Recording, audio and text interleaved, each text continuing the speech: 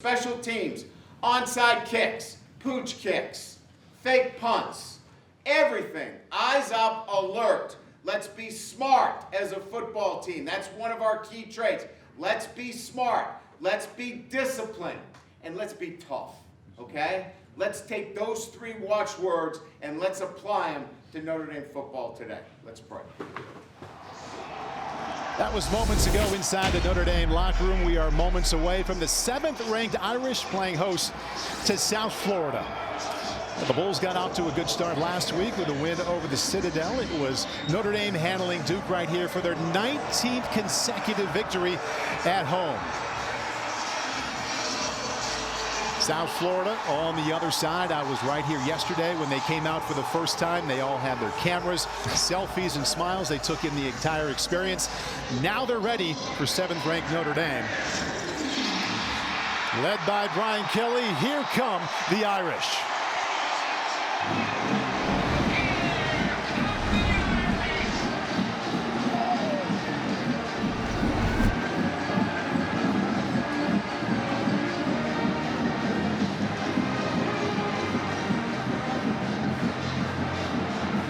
Brian Kelly, we got a little example there and heard him inside the locker room of a message he shared with us yesterday. Attention to detail needs to be better than it was in week 1. I wonder how much better Kyron Williams can be.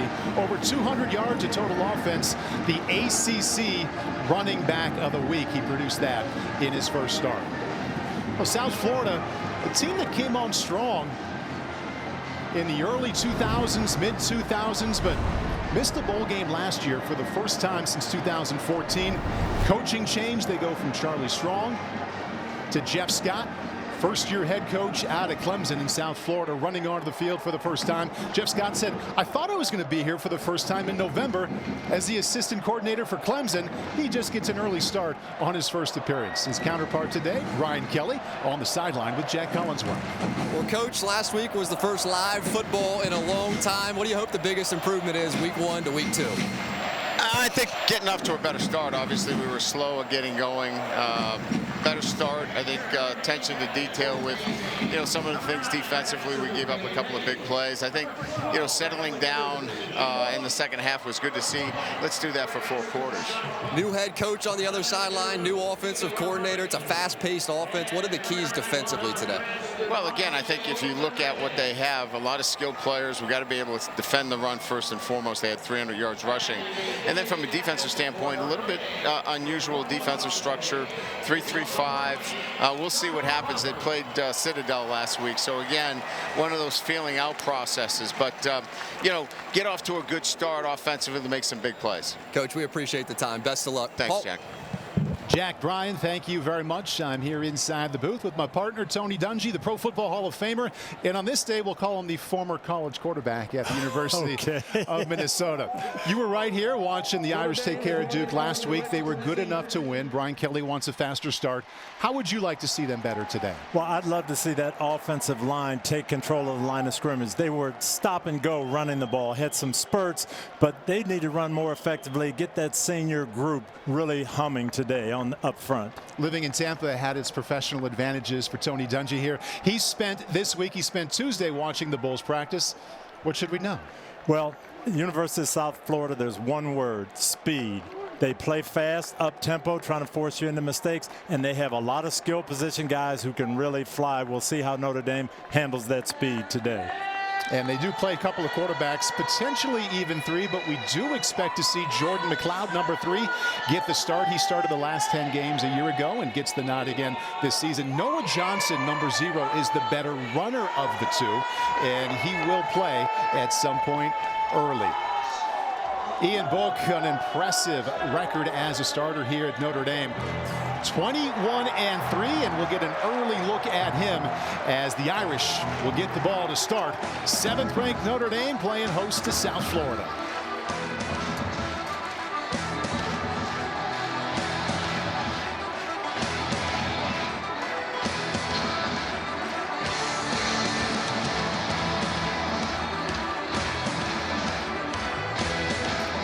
Spencer Schrader, the kicker for South Florida, ready to roll, ready for that ball to be on the tee.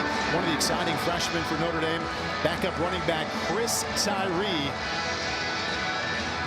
And Jeff Scott, here he is, thought about this trip a long time, and now he's ready for his Bulls to take on the Irish. Yeah, and they talked, their coaching staff, they just hope the moment isn't too big for their guys. Notre Dame on the road. So we'll see how they do. Chris Tyree, I'm anxious to see him too. Had some very good returns last week. Great vision and burst back there. We'll see if they kick the ball to him. A little over 10,000 last week for Notre Dame against Duke. We expect the same number here. Short kickoff bounces at the 20. Tyree across the 20 now. Little burst. The flag did come out. Good fight out to the 30-yard line. And we'll check in on the early flag. And the referee today is Marcus Woods. He heads an ACC crew.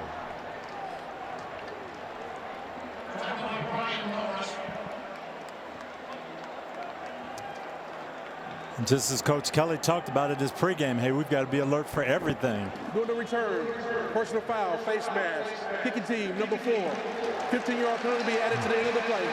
First down. The Irish get a little head start here. And Notre Dame, it was the theme, and we talked about it early in the week, Tony. It's what Brian Kelly is looking for.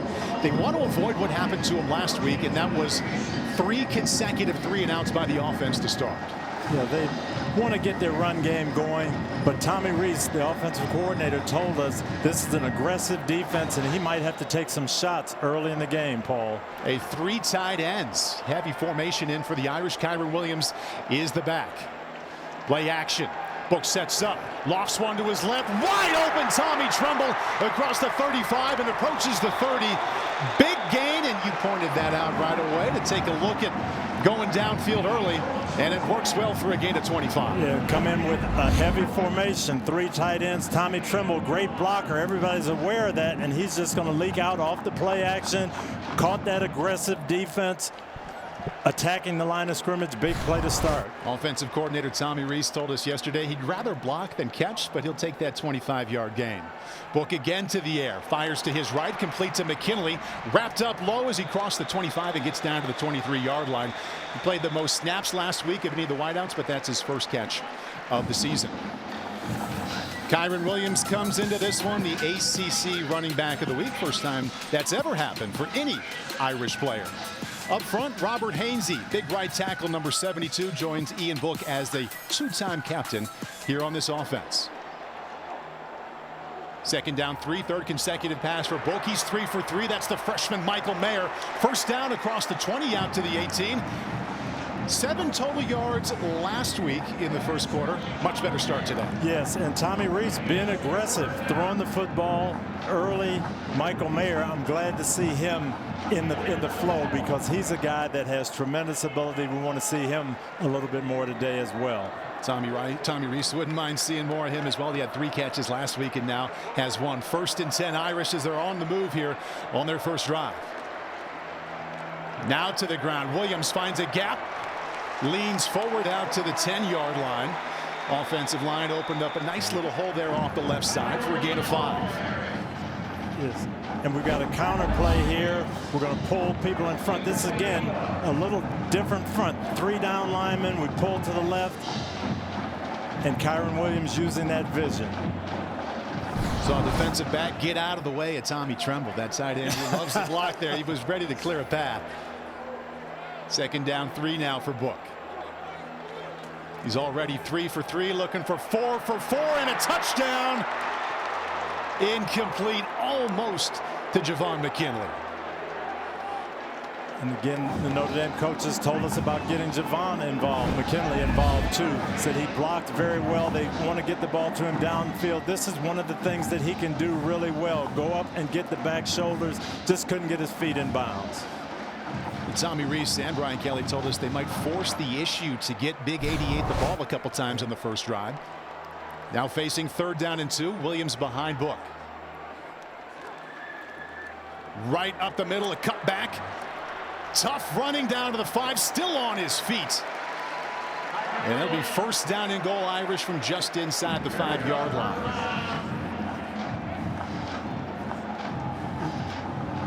And this is Tommy Tremble. He's a guy who loves to block. He's lined up here in the wing position. They're going to come right behind him. turn out, keep his feet moving. Great job of staying with Antonio Greer. Kyron Williams had 2 touchdowns last week. We'll see if he gets a shot at a third, but it's Book back to pass, looks to his left, runs out to his right, directs traffic, keeps it himself across the 5, into the end zone, touchdown Notre Dame.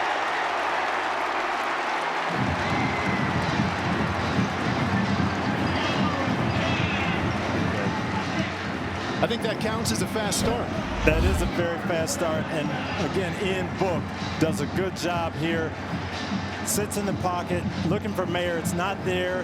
He's really moving, trying to wait for someone to come open, but this is what he does well, and I love the fact that he got the ball in there, didn't throw it away, but used his athleticism.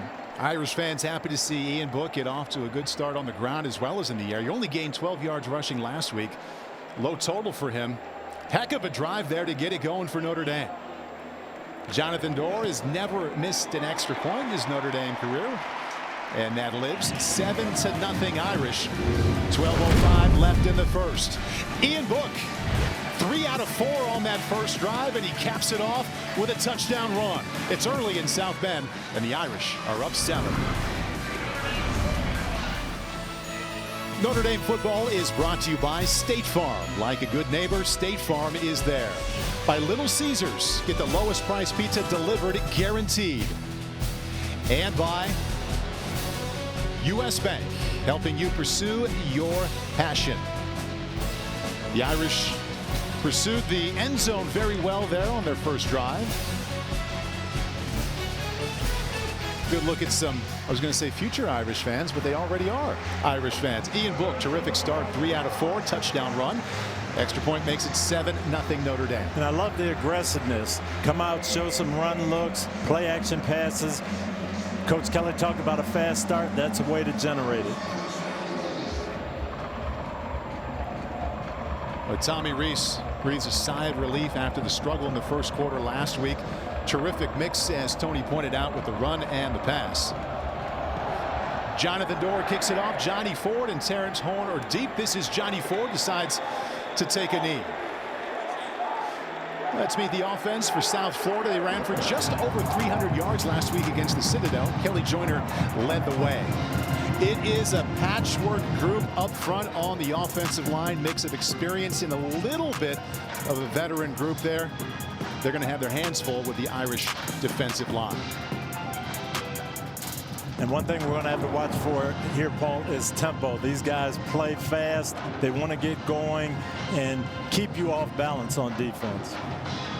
Charlie Weiss Jr., the offensive coordinator, whose father is Charlie Weiss, the former head coach, as Jack Collinsworth pointed out earlier, told us during the week that Jordan McLeod is the smoother passer, has the better touch when comparing McLeod and his backup quarterback, Noah Johnson. McLeod, quick pitch to his left, up across the 25 and out to the 28-yard line goes Kelly Joyner, the top rusher for the Bulls, and that's a gain of 3. And you'll see they're right up at the line of scrimmage, Paul, looking over at the sideline, getting the play, want to go fast.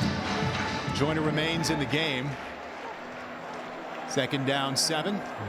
Around the right side, nothing there, going down to the 25-yard line. And number 24 is a number we don't see a lot for the Irish defense. He came in yesterday. He was 3rd string.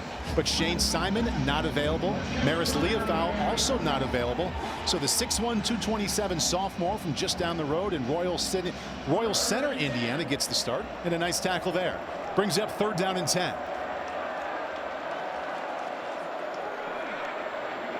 Out of the backfield and going down before Bo Bauer could get to him at the 23-yard line is Joyner.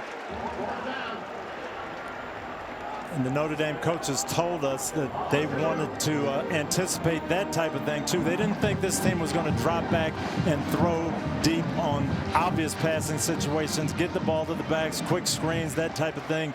Notre Dame was ready for it there. Quite a story returning punts here for Notre Dame. That's walk-on Matt Salerno, number 29, out of Valencia, California.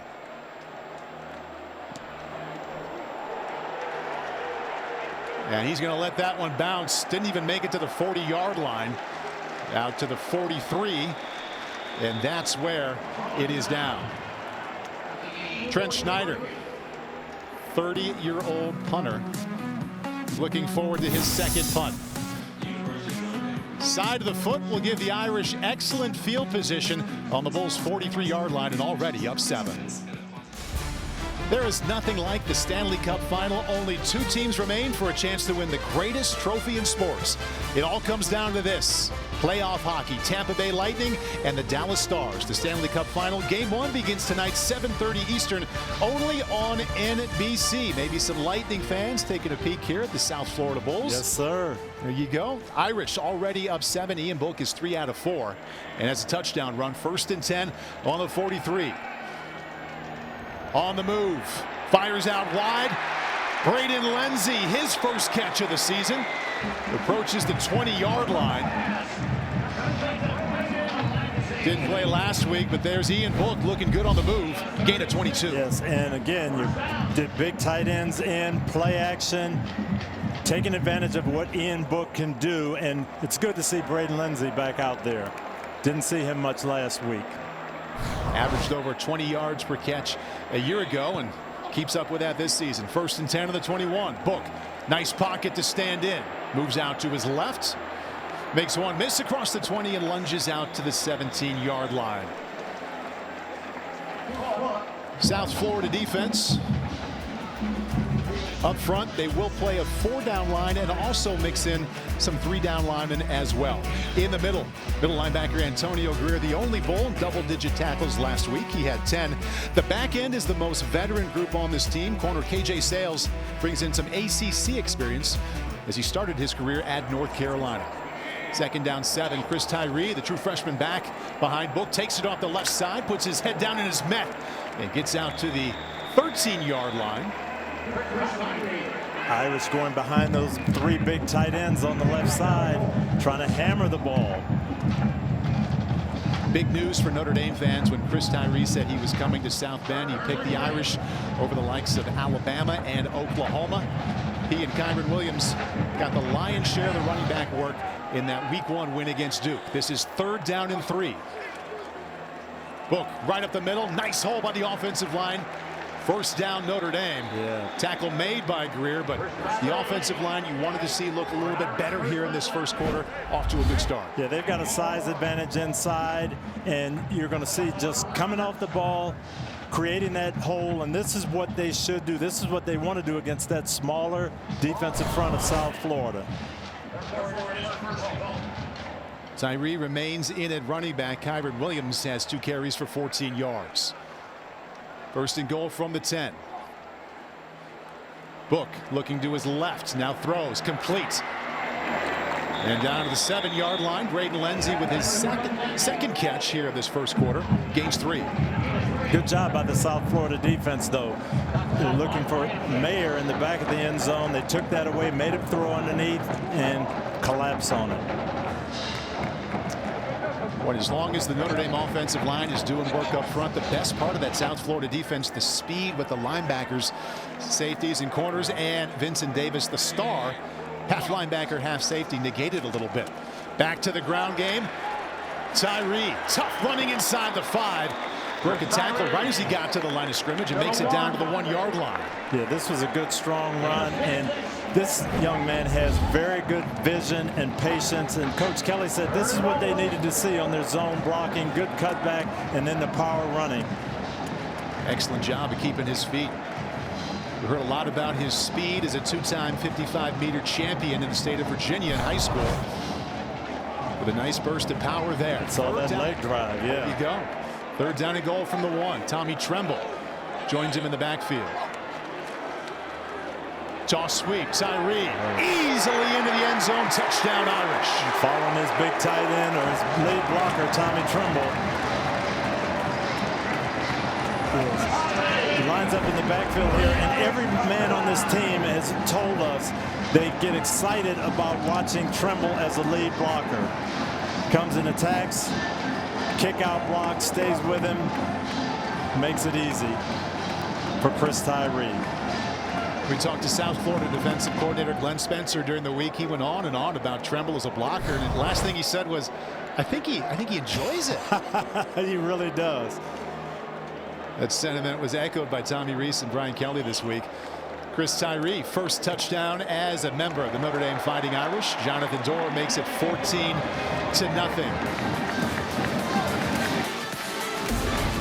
Now this corner of the end zone has been good to the Irish in the first quarter. Ian Book found it moments ago, to be followed by Chris Tyree, and it's 14-0. For the 6th consecutive year, the Notre Dame Athletics Department is proud to partner with the College Football Playoff Foundation in the Extra Yard for Teachers initiative in support of the Alliance for Catholic Education program.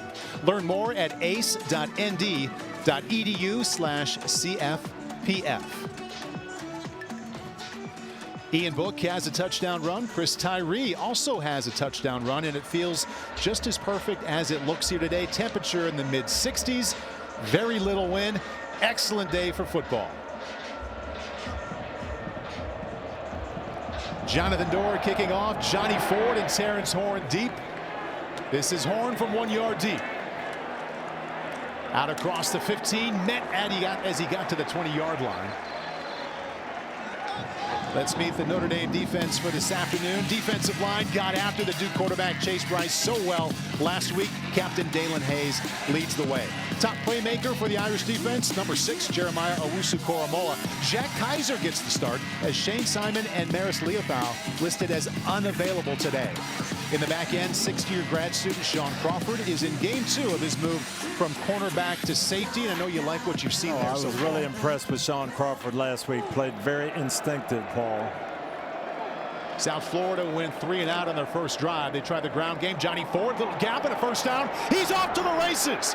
This is Johnny Ford, and he slips as he got past the 40-yard line. And this is what Jeff Scott told us. He has a lot of confidence in his backs. If he can get them in one-on-one situations, they can make things happen with their speed and athleticism. They want to go fast, though. Here they go again. Yeah, big part of their identity here, Tony. They want to go real fast. They're right back on the ball.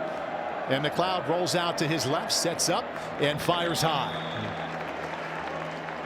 Okay, we'll go back to the run, Paul. And it's not actually played poorly, but what you're going to see is just a running back make people miss. Well, Johnny Ford got to that space in a hurry and then turned it on. And he'll be seeing this one tonight. A little slip. Cut back on Sean Crawford there. That was a gain of 42. Joyner back in, turns the corner around the 40 and 35. First down, South Florida. Late flag comes in just as Joyner was run out of bounds by DJ Brown, who starts for Kyle Hamilton, and the middle linebacker Drew White. And we're going to get a holding penalty here, Paul, but the thing about it, these backs have... penalty. Second down. Sorry, I'm talking over the official there. These backs have speed, and this is what Notre Dame is going to have to gauge just how quick these guys are. Saw Joyner turn that corner, and there was a split second there where it looked like he might not make it to the line of scrimmage, and then boom. Holding, though, brings him back there. We saw this last week against the Citadel for South Florida. Yeah, I don't know if I like that call, Terry.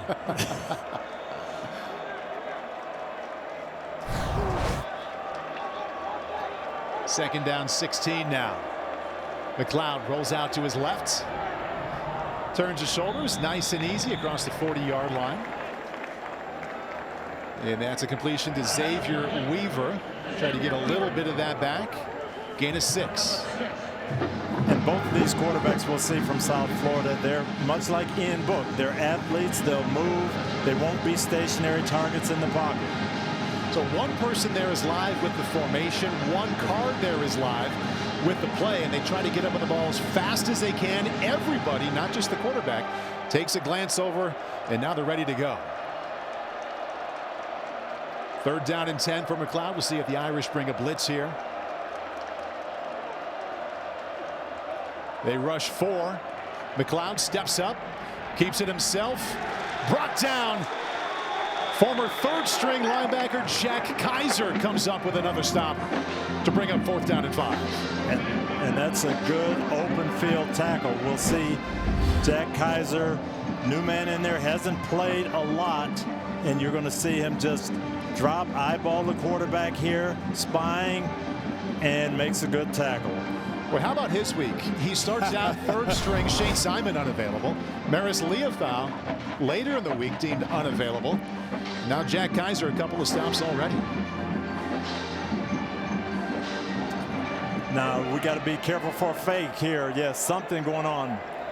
All right, Trent Schneider, the punter, up to his left. We'll see what they do. Keep it themselves. Isaiah Foskey in pursuit. Got him! When they came out, Paul, in the punt formation, I said, this doesn't make sense. South Florida's got to take some chances to win this game. Notre Dame was on it. Isaiah Foskey, another big play, just like we saw last week. Isaiah Foskey made a living in the Duke backfield last week. Comes up big on special teams.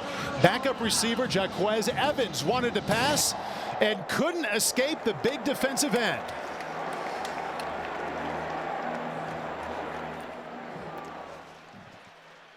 And we were wondering when South Florida lined up in the punt formation, why are they punting the ball? But it was a fake design run, and what they're trying to do is they're trying to fool Isaiah Foskey.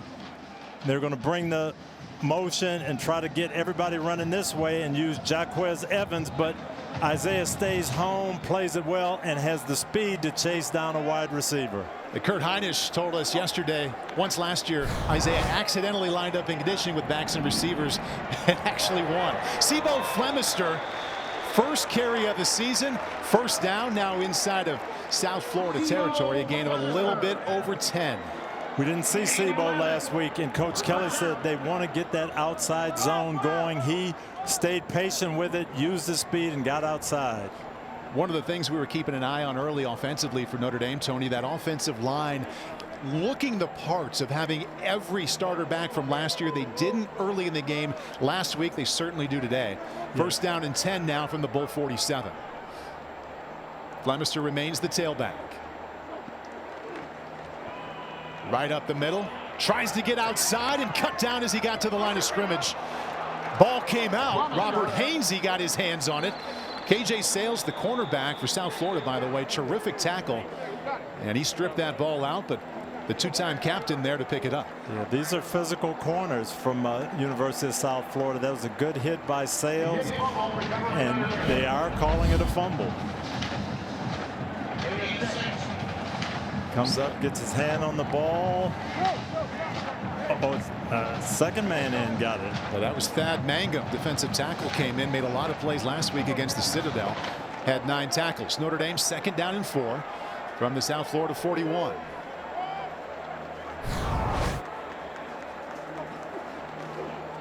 Book, this is Braden Lenzy, the end around across the 40, trying to get to that speed and doesn't get to. Mike Hampton, the corner, there to finish the job. We've seen that play work very well for the Irish offense, but it was snuffed out there by the Bulls. Yes, Lenzy didn't play last week. Again, they conscious effort to get the ball in his hands early with a reverse there. Brian Kelly facing third down and 1 now. Sibo Flemister, the tailback. Book gives to him inside, goes off the left a little bit. Looks like he got just enough to move the chains. First down, Notre Dame. Yep. Go right behind Patterson, Banks, and Eichenberg on that left side. So we've seen the experienced offensive line opening holes. Here's what they look like.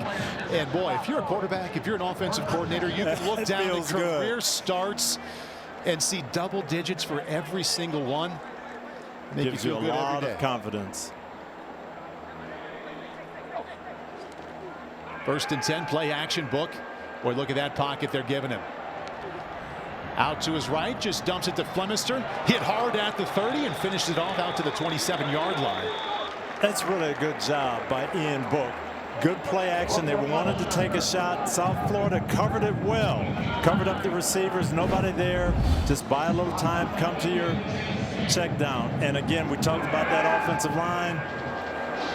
Nothing there, nothing there. Go through your progressions. 5 seconds to throw. You're going to win a lot of those on offense. Allowing Ian Book a very good chance to achieve that goal of getting to his second and third progression, maybe even the fourth or fifth that time. Second down 1. Flemister across the 30, cuts it back across the 20. Head down and upended as he got down to the 16-yard line. Bentley Sanders makes the tackle. Gain of 11. We've got tight ends coming off point of attack, and this is Michael Mayer. We're going to watch him as a point of attack blocker. Good kick out. Timeout. Staying South with Florida. it. Nice hold. The first 30-second timeout. Watching Michael Mayer make that block brings me back to Brian Kelly yesterday. He said, I've never had a tight end, and they've had some very good tight ends here. Never had a tight end at this age that was so confident in his physical abilities. He said he really comes across like a senior, and he said that in a good way, not a bad way. Very confident. His teammates have confidence in him, and the coaching staff definitely wants to get him the ball, especially down here in the red zone. We saw that little run, point of attack. Look for him later on to fake that block, sneak out, and be a receiver in the red zone. Jack Collinsworth, come on in. Yeah, I asked Joe Wilkins, wide receiver Joe Wilkins, for his first impression of freshman tight end Michael Mayer. He said he's just a beast. Told me against Duke, he's on the other side of the field when Mayer caught that third down ball well short, sidestepped the first defender, ran over the second defender to go get the first down. And Wilkins said none of it surprised me because Mayer's been doing the same thing every day in practice. And Wilkins added, I hear the baby Gronk whispers all right, but there's no way I can hype up a freshman like that just yet. He was in the U.S. All-American Bowl that we have on NBC in January, and I was looking out of the film like, who let the 25-year-old out there with these college freshmen to be? Certainly looks the part. First down and 10 now. Notre Dame with Kyron Williams and Jafar Armstrong in the game at running back. And that's Jafar trying to pick his way around the right side, and he was met just as he crossed the 20-yard line. And this was a good job by the USF front for the first time, getting a little penetration. They won that battle, forced it wide, and forced a loss. Jason Vaughn, starting defensive end, made that tackle. Loss of 3 for Jafar Armstrong. And that's the 4th running back we've seen touch the ball. Williams, Tyree, Flemister, and now Armstrong. 25 seconds left in the first quarter. Book with 3 wideouts to his left, looking that way. Now comes back. He's in trouble. Ball was knocked out, and it goes out of bounds at the 28-yard line. It's ruled an incomplete pass. And the pressure there from Demares Bellamy, the outside linebacker.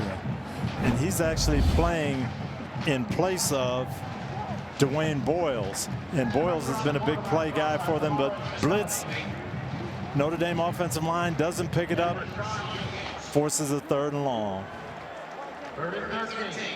Oh, I don't know. They might want to look at that one. They called that a fumble. Book back to pass quickly out of the backfield. Jafar Armstrong across the 10, head down across the 5, still on his feet, down to the 2-yard line. Jafar Armstrong on 3rd and 13. Strong running there. It will be 1st and goal Irish from inside the 2. And this is a running back screen. And you can see the cross blocking right in front of him, and puts his head down. Strong running. Jafar Armstrong, former wide receiver here at Notre Dame, showing off both skills. Catches the ball and puts the head down, and the Irish are in great position heading into the second. Ian Book has a touchdown run. Chris Tyree also has one. And the Irish have a 2-touchdown lead heading to the second quarter. Aerial coverage is brought to you by Geico. Great look there. Some school spirit here on campus. Go Irish. And they went in that first quarter. Pair of touchdown runs, one from Ian Book and one from Chris Tyree. They lead 14-0 and are set up to add to it here in the first play of the second quarter. Keep an eye on Tommy Tremble, our fullback. I have a feeling he's going to take you to the ball. Jafar Armstrong, the tailback, wrapped up, but carries tacklers forward and gets inside the 1-yard line. 2nd and goal from right there.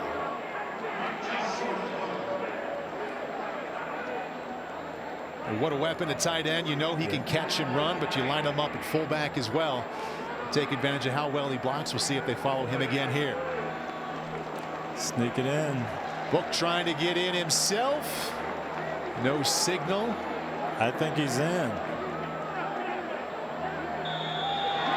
Touchdown. Going behind his left side. His big veteran guys.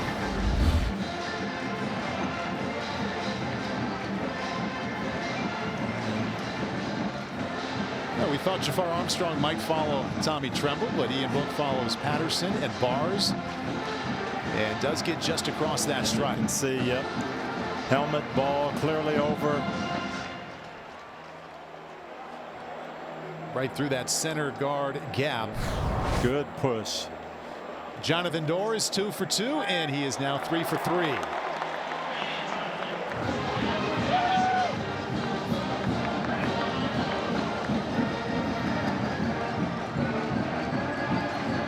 Ian Book, 2 touchdown runs, 21-0 Irish. That's Jeff Scott, the first-year head coach for South Florida.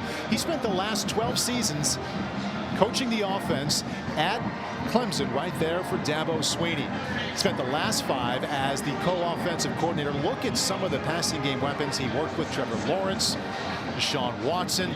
They routinely averaged over 40 points and 500 yards. Why would you leave that spot? We asked him. He said location. Terrific location to recruit there in Tampa.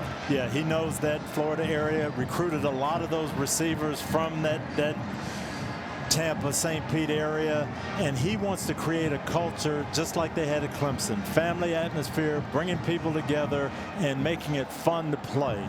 And they're doing a good job of recruiting that Tampa Bay area. We're listening to him talk about his childhood around college football. The word fun comes to mind. His father, Brad Scott, offensive coordinator at Florida State when he was a kid. He was in the locker room for Bobby Bowden's big speeches before Miami games and carried the head coaching cords of his father when he was the head man at South Carolina. And South Florida will begin here on their own 18-yard line. So his dad, Brad, was on the staff at Clemson for a while and brought him up not just with his nose pressed against the glass for college football, but took him on the inside. Was an assistant there at Clemson. He's now the chief of staff here at South Florida.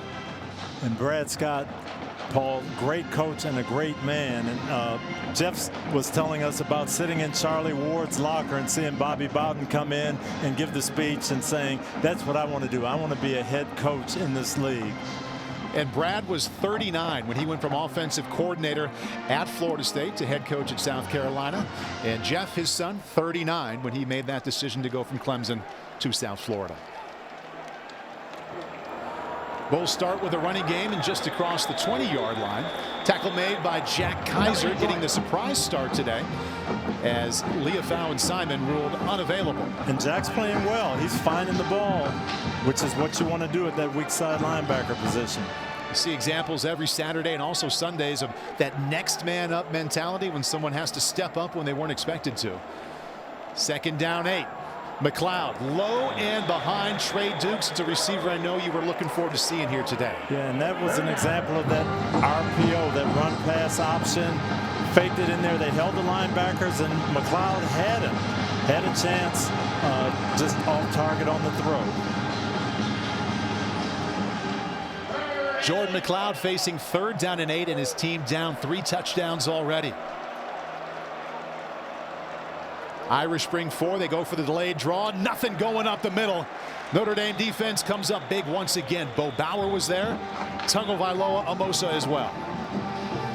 And Notre Dame's got a big size advantage inside, and there was just no movement on that draw. But again, I think well coached by the Notre Dame defense. Probably not going to get drop back passes in those obvious passing situations. Looking for the gimmick plays. Notre Dame was on it. Trent Schneider, 30-year-old Australian punter, on to do his job once again. And the walk-on Matt Salerno on his own 40. High snap, almost blocked. And Salerno lets it bounce just after it crossed the 50 and comes back to the 49. Notre Dame clicking along very well. Both sides of the ball. A perfect afternoon here in South Bend. They're up 21. Notre Dame leading South Florida 21-0. That's Tommy Tremble in there, number 24, tight end, showing off his range early. Yeah, a lot of things that he does. As a matter of fact, they talk about George Kittle when they talk about Tommy. receiving up the field. Now watch this aggressiveness on the scissor screen. Bam! And then lead blocking from the backfield. And everyone gets excited about how this young man blocks, the energy he brings to the running game. Brian Kelly told us yesterday, you know, he was a defensive end in high school, very good defensive end, and he's never left that mentality. No, he's taken the contact to another level. 1st and 10, Kyron Williams, the tailback, off the right side, puts that foot in the ground across the 50. Forward lean the entire way out to the 45 and fights his way out for a gain. But give him 10 yards, 1st down Irish. And this is that outside zone that they want to get going. They said he wasn't reading it that well last week. He was patient this time, saw the hole, stayed with it, and made the powerful run to finish and get a 1st down. Kyron told us yesterday in one way the quarantine was good for him. Went home to St. Louis. His mom cooked healthy for him. He lost 10 pounds, and now he's running at 195 and feels much better. Book, another nice pocket, fires and misses behind a wide open Javon McKinley. Yes, this offensive line is doing a tremendous job, and Coach Kelly said he wanted to see Ian Book if his feet would settle down, and there's no reason. Good pickup there by Kyron Williams, just a little bit behind. That's Ian Book. He's got to settle in and just make that good throw. Talked to Brian Kelly right after the game last week. He said, my message to Ian is going to be, don't miss the layups. Make the easy throws. That was a layup right there. Brings up 2nd down 10. Williams once again tries the left side, likes it. Look at him keep his feet there as he gets close to the 30-yard line. Nice run, and this is that outside zone again. And Robert Hainsey told us yesterday, he said there will be some cutbacks because they play so fast and they run to the ball. Our backs will be able to cut back, and you'll see it here as the good vision, start left, and the cutback hole is backside. Very good run and finished with power. Actually ran over Vincent Davis, who's a good tackler. In our conversation yesterday, mentioned being from St. Louis, his favorite running back in the NFL, Zeke Elliott, likes to run over people like him, and you saw it there. Book, another pocket, comes underneath. There's Williams, catches it, and wrapped up by the little middle linebacker Antonio Greer. Kevin Kegler, defensive lineman there as well. And again, this is what they're wanting to see from Ian Book. Go through your reads. He had a 3-man high-low. He took it from deep to short.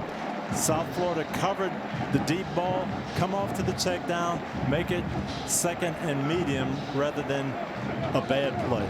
There you go. 2nd down 6 now. Tommy Rees more than happy to make that call anytime. Bo Flemister saw action in the 1st, is back in at tailback. Flemister. Not touched across the 20. It's a race that he'll win. Touchdown, Notre Dame.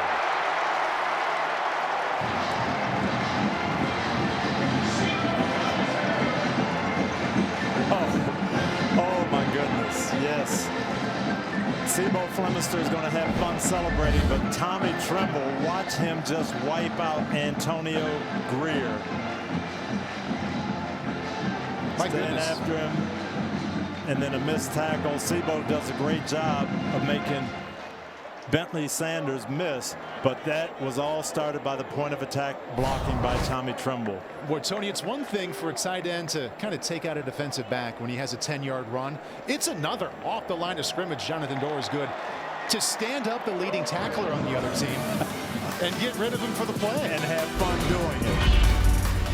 3rd member of the Irish to have a rushing touchdown, Ian Book. Kyron Williams, pardon me, Chris Tyree, and now Bo Flemister.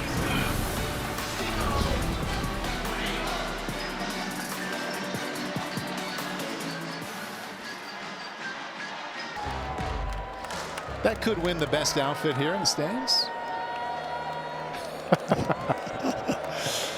Would fit in at a WWE event. Jonathan Dorr set to kick off. Perfect afternoon, sunshine, blue skies, mid-60s. South Florida coming out here with Terrence Horn across the 10 and men to the 16 and makes it out to the 17-yard line. Bo Bauer is there, as he often is, and the freshman quarterback, Clarence Lewis. Okay, we talked at the top of the broadcast about how South Florida is expected to play 2 different quarterbacks. There is the 2nd quarterback, number 0, Noah Johnson. He was the 2018 Southwest Athletic Conference Offensive Player of the Year. comes back home to South Florida. Yes, from Armwood High School in Tampa, great high school quarterback, had a great career going at Alcorn, but he's a South Florida fan. He wanted to play at USF, and he gives them a little more running than McLeod. Noah Johnson, Alcorn State, over 2,000 yards passing and 1,000 yards rushing in 2018. And around, see if we can make it out across the 15, and cannot. Notre Dame defense there, backup safety KJ Wallace to make the tackle. And our coaching staff at Notre Dame told us this is what they'd like to do when Noah Johnson is in. Make sure he doesn't run the ball, keep the ball going laterally, put it in the running back's hands, and did a great job of chasing it down there. We saw starting quarterback there, Jordan McLeod, on the sideline. He's 2 for 4 for 3 yards. Johnson lost one to the left side, too much for Trey Dukes. Second time they've tried to get the ball to him ineffectively, and it's 3rd down 14. And Coach Scott likes Trey Dukes as a receiver. He hasn't been overly productive at USF, but he's told us Dukes has the talent that a lot of those Clemson receivers had. He could be an NFL receiver, he believes. 6'4", 218 graduate student. So on his first possession here, tough spot for the backup quarterback Noah Johnson. Facing 3rd down 14, empty backfield. Plenty of time. 12 seconds still in the play clock. And Notre Dame's going to play man coverage. They don't want Johnson to run the ball here. It's Johnny Ford in motion. They fake to him. Johnson does run it himself, but only made it out to the 18-yard line. There's that man again. Yes. Jack Kaiser with the stop. Well, he has answered the call as the 2 linebackers in front of him, Simon and Leofau, unavailable. Jack Kaiser right there. You see 2 linebackers in the box. They're looking for run. Watch him find the ball. Good job. Matt Salerno, the walk-on from Valencia, California. First time he's gotten this assignment here in his career. As the punt return. Punt is away. Brian Kelly said he walked up to him this week and said, "Are you nervous?" He said, "No, but you look nervous." There he is on his 30. Cut down at the 34-yard line. 9:41 left until halftime. The Irish in control. Touchdown Jesus on what feels like a perfect afternoon. The final fall weekend. Temperatures in the mid-60s. And the Irish offense back on the field. Chris Tyree makes one miss across the 40. Here comes the speed across the 40, 35, and run out of bounds. Great combo. The offensive line doing its job. And yeah. And Chris Tyree picking up 32. A broken record, but Tommy Trimble shifts back into the backfield. He becomes the lead blocker, and he's a great guy to follow. Glenn Spencer, defensive coordinator.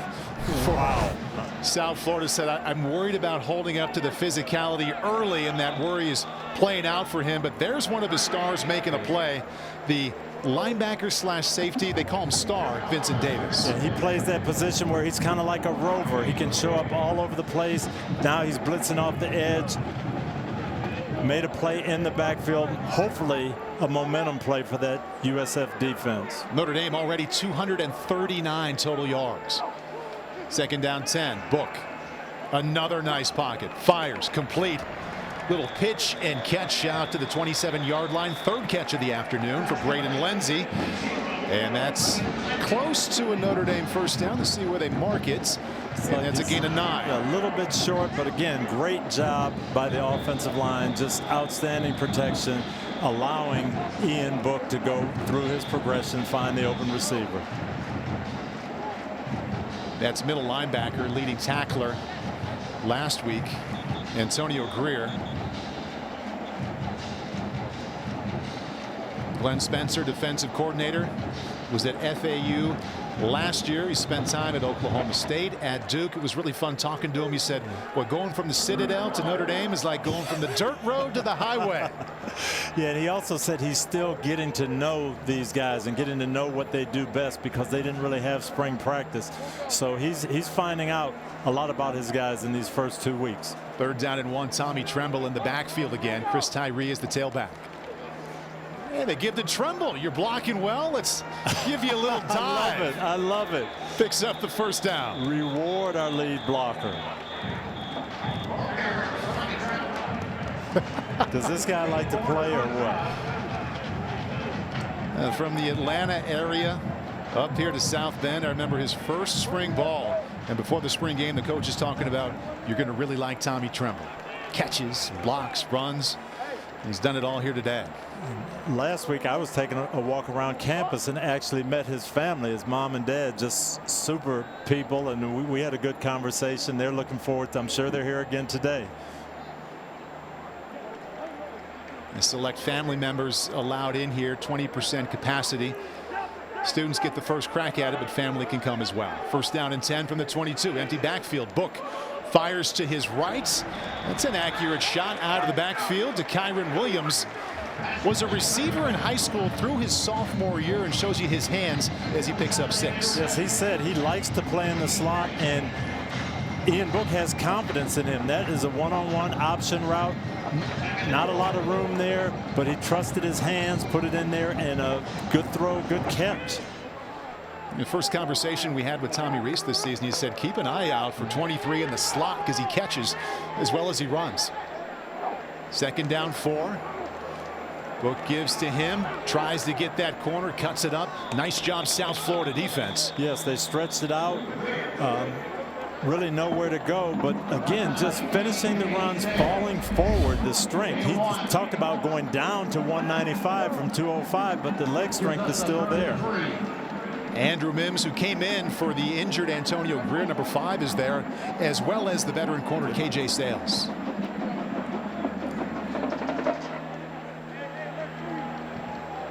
Third down and 3. Kyron Williams remains the tailback. Whistles blow there as Tommy Tremble goes in motion.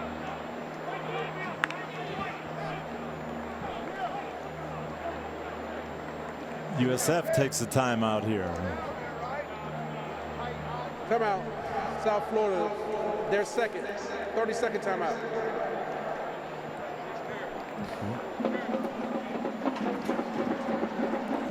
And they'll take a timeout on the field. We welcome you up here to the broadcast booth. Paul Burmeister alongside Tony Dungy. You asked for a faster start. Brian Kelly asked for a faster start. The Irish have provided it. What part of it have you liked the most? I think I've liked Tommy Rees's play calling.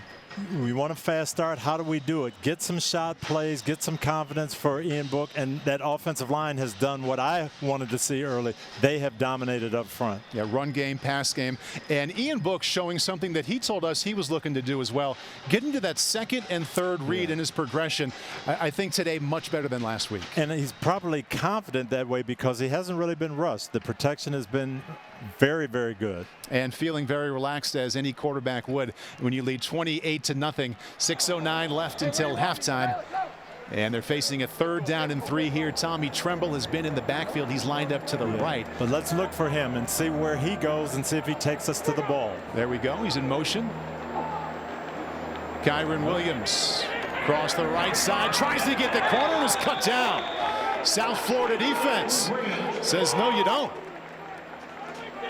Backup safety there. Marquela Ponce. Yeah. And this is a great read. He's going to be right here and shoot the gap. Good tackle. Made him go sideways. Surprised they didn't run behind Trimble that time. Maybe trying to break some keys. Jonathan Dorr was a perfect 2 for 2 on field goals last Saturday against Duke. 17 out of 20 a year ago. And this would be good from, or this is an attempt from 38 yards. And there's his first miss of the season. So the Irish fail to score, but they do lead 28-0.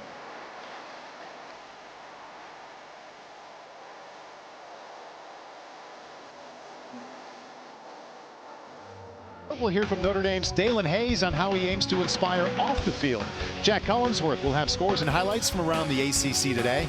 Plus, we'll have a preview. Big night coming up on the Ice Stanley Cup final between the Tampa Bay Lightning and the Dallas Stars. It's all coming up on the State Farm Halftime Report. There's big number 9. You saw the C there, one of the captains. You get to know him better at halftime with Jack Collinsworth. South Florida looking to get something going on offense, and it's not going to happen on the first play there. I saw 24 on the pile there once again. Outside linebacker Jack Kaiser. He's off to a great start, and this is what you like to see when someone gets an opportunity to go in there and take advantage of it and play well, and Jack Kaiser is doing that. South Florida's coaches, both Jeff Scott and Charlie Wise Jr., said we need much more from our passing game. Well, right now they have 3 total yards. Noah Johnson works the option to his left, keeps it himself. Isaiah Foskey sprints in to finish it off. Excellent job by that Notre Dame defense, stretching it, staying disciplined, playing their responsibilities, and Isaiah Foskey, we've seen him make a ton of big plays. Let's watch number 6, Jeremiah Owusu-Koramoah shoots through, and that disrupted the play. He ran through the crack block, made the quarterback not feel safe pitching the ball. That was well done by Jeremiah. You could tell he threw off the timing of that pitch relationship right away. 3rd down 13 coming up here for Noah Johnson. Looks over to his sideline, gets the play. Play clock down to 4. He's got a hustle. I don't think he sees it. Didn't get it off.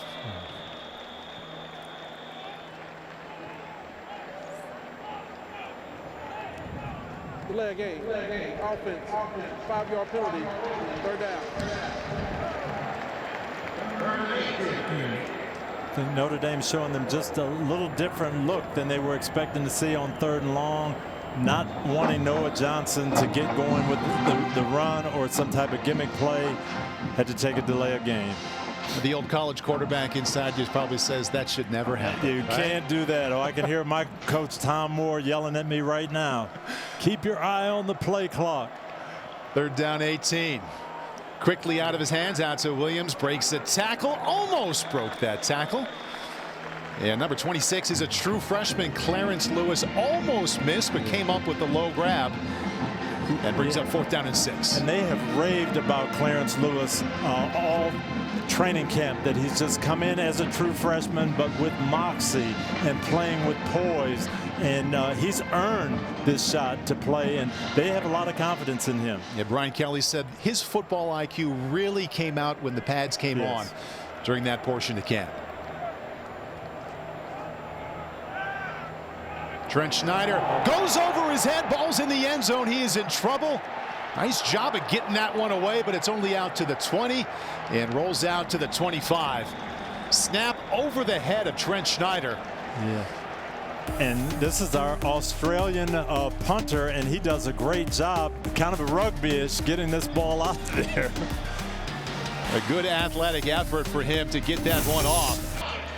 Big hit we just saw in the end zone by Jordan Botello. He provided the big hits on Trent Schneider just as he punted that one away, but it goes down to the 25, and that's where the Irish offense finds itself.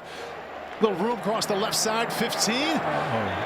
Boy, Kyron Williams just kind of shifting and skating, showing patience and picking his way before Jason Vaughn comes up with a tackle, but that's a gain of 15. Really, really nice run, and he talked about this to us yesterday too. He said he wasn't really taking his time and letting his line work last week, and I think this is just a comfortable run of being patient and letting things develop. You saw who else was in front of him there. Tommy Tremble, of course. Book looks to his left, steps up, fires to the end zone, and too high off the uprights. Avery Davis, who had a touchdown catch last week, intended receiver.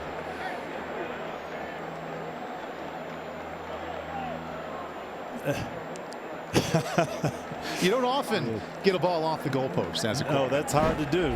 It is. But again, this is a good decision. Throw the ball away, throw it where only your guy can get it or no one will get it.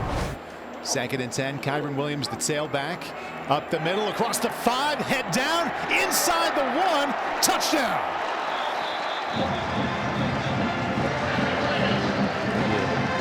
Yeah, this is just a very, very good run by Kyron Williams. You're going to see him with his vision make a cut and then with the power finish the run. This is an inside run. It's going to get clogged up in here. He's going to bounce it to the outside. Good feet there. And now the power. This is what we've seen all day, Paul. Finishing the run, going forward. We'll check and see. That knee came down. Boy, that's got a pretty good chance of coming back. We have to go to our rules expert, Terry McCauley, on this one. This is tough to see, though. And if they have an obvious shot of that knee going down, which it is right there, we just got it. Great shot from our guys. The ball is clearly short. They'll bring this back and replay the down or play the next down. But it does not take away from the run. I am so impressed with how Kyron Williams is finishing these runs going forward, getting extra yardage. Well, that run was a very good snapshot of what we've seen from the ground game today from Notre Dame. The finish, as you pointed out, but the offensive line giving him a chance to build up some momentum. And all three of these backs have really been patient enough to look for it, to bounce it, to take the hole where it comes, and not just plow in there and go where it's designed, but find the opening. You see here once again, watch the knee and the ball. Right about the 1 yard line, they're both down. Every scoring play reviewed, and they're taking a couple extra looks here. And that's the best look where he appears to be short of the goal line. Yeah, I think Terry had it. This one will come to the inside the 1. Now, After further review, the runner was down short of the goal line. The ball would be placed at the half-yard line. 3rd down. Paul and Tony, one of the things that our guys did really great on this, when I was a referee and went under the hood, when I got shots like that were so obvious to make a decision on, it was really exciting and it really helps to get the call right.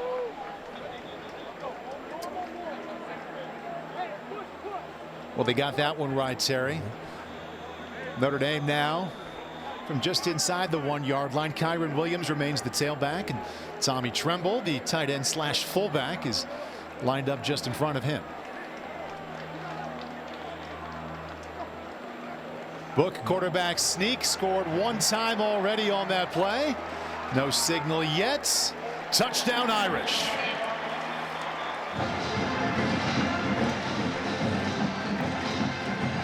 and Tommy Tremble is going left again on the quarterback sneak behind his big people, and they are going to capture the line of scrimmage. Just a great double team. Left guard, left tackle, push. And again, that's the veteran crew. Liam Eichenberger and Aaron Banks clearing the way. Ian Book, reason to smile. He's 10 out of 14 for a $107, has 2 rushing touchdowns. And his team now has a 35-0 lead, 1:55 left until halftime. Above the rest, brought to you by Jersey Mike's Subs. This time a focus on the big guys up front. Yes, we said we want to see them come out aggressively in our pregame, and they certainly did it. Here, down blocks coming off the left side. Kyron Williams takes advantage. Now watch this line of scrimmage move for Chris Tyree. That is a big pile, massive humanity. And then the pass protection has just been outstanding all day. Ian Book may want to take these guys to Jersey Mike's after the game. They are allowing Ian Book to accomplish another one of his goals. We talked about getting through progressions, but remember Brian Kelly talked yesterday about my quarterback's got to settle his feet down. A little bit jittery in there. He has looked very calm, as one should, behind that offensive line. He has, and they have given him confidence that, hey, I'm not going to have to move around. I'm not going to have to scramble around. I can get back, 1, 2, 3, set, look, and find it. And Ian Book is playing very comfortable football right now. Good look there at Jeff Quinn, the offensive line coach, communicating with his O-line right now. Puts the mask back on. O-line coaches are typically kind of tough to please, but you know deep down in there he feels good about what's happening. He has to. He really does. Johnny Ford, backup tailback. goes down at the 23. Right at the top of the broadcast, Jack Collinsworth introduced us to a very familiar name, Charlie Weis Jr., offensive coordinator at the age of 27. A lot of success the last couple years at FAU. He knows this field well. Was on the sidelines with his dad when his dad was the head coach. Oh, and this has got to be a great feeling for Charlie Jr. to come back into this stadium where he has so much history. I know he would like the game to be going a little bit better right now, but still, this has got to be fantastic for him. Went to high school here in South Bend and said he was a student coach during the mid-afternoons after school, and after that practice was over, he'd come over here to campus and help his dad.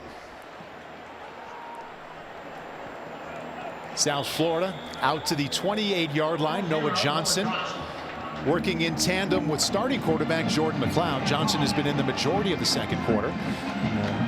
There's still nothing going there for this Bulls offense. Yeah, but a little bit more action with Noah Johnson running the ball and giving them another option. He glances over to that sideline looking for a card and also for a live signaler. Hands off right up the middle. Dalen Hayes there to wrap up Ford. And the offensive line has gotten a lot of praise from us here in this first half, but the D-line doing its job as well. They really have, and this is a difficult offense to play against. There's so many things that happen. You've got mobile quarterbacks, you've got options, sometimes you're not blocked, misdirection, and everybody's staying at home, reading their keys, doing their job, and it's been good here. The defensive coordinator Clark Lee told us yesterday, my guys are going to have 4 hours of focus because there's going to be an elite playmaker with the ball, whether it's a quarterback or running back, in his hands every play. 3rd down and 2. Fakes the end around, keeps it himself, tripped up as he reaches across out to the 32-yard line. Middle linebacker Drew White made the stop. And it's showing 4th down and 1. And this was a good read by Drew White. A lot of misdirection in front of him. Staying square, staying patient. The defensive line keeping people off him and giving him a chance to find the football. 10 seconds now until halftime, and it looks like the Bulls are just going to let those seconds tick off.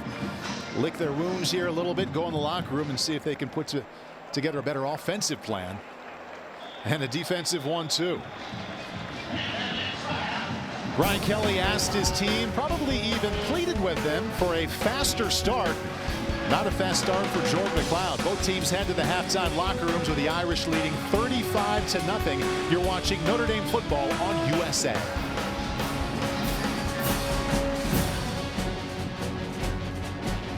(15-107) time of possession. At all points to Notre Dame dominating so far. Yeah, and what you don't see there is 3rd down. 3rd down defense was outstanding for Notre Dame, and they were 7 for 8 on offense, really clicking on those 3rd down plays, those clutch moments. Outstanding afternoon, sunny mid-60s, and if I didn't have too much homework today and I was a student, I'd come out and find my way, enjoy the sunshine, the final weekend of fall, see what the second half can turn into. The fans. Student section, 20% capacity, and students get first crack. Every student that wants to come to the game is here. And then the ticket allotment goes to faculty and staff and select family members of both teams, and obviously the band here as well. And the crowd's been good. The atmosphere has, and the band always helps that atmosphere, but it's been noticeable. I was surprised last week for week 1 with the attendance just over 10,000 and how loud it sounded in the good moments. No, it really was, and I know the players appreciate that. It'd be great to be playing in front of 70,000, but the people who are here have been enthusiastic. Mid-60s now, but did you have a chance to step outside this morning? It felt like fall is here. The Florida boy was shivering a little bit this morning. Yes, I wondered how the USF guys would take it when they got up for their morning walk, but then it has warmed up. Jonathan Dorr did miss his first field goal of the season after going 2 for 2 last week. He is all set to kick off. The Notre Dame defense will come out. You heard Brian Kelly. He said, we are playing for a shutout. Johnny Ford, Terrence Horn deep. This is Johnny Ford. Trying to find that left side. Goes down. The second time we've seen it today. Have a couple of flags come out. as Ford went down just before the 20-yard line. Referee today is Marcus Woods.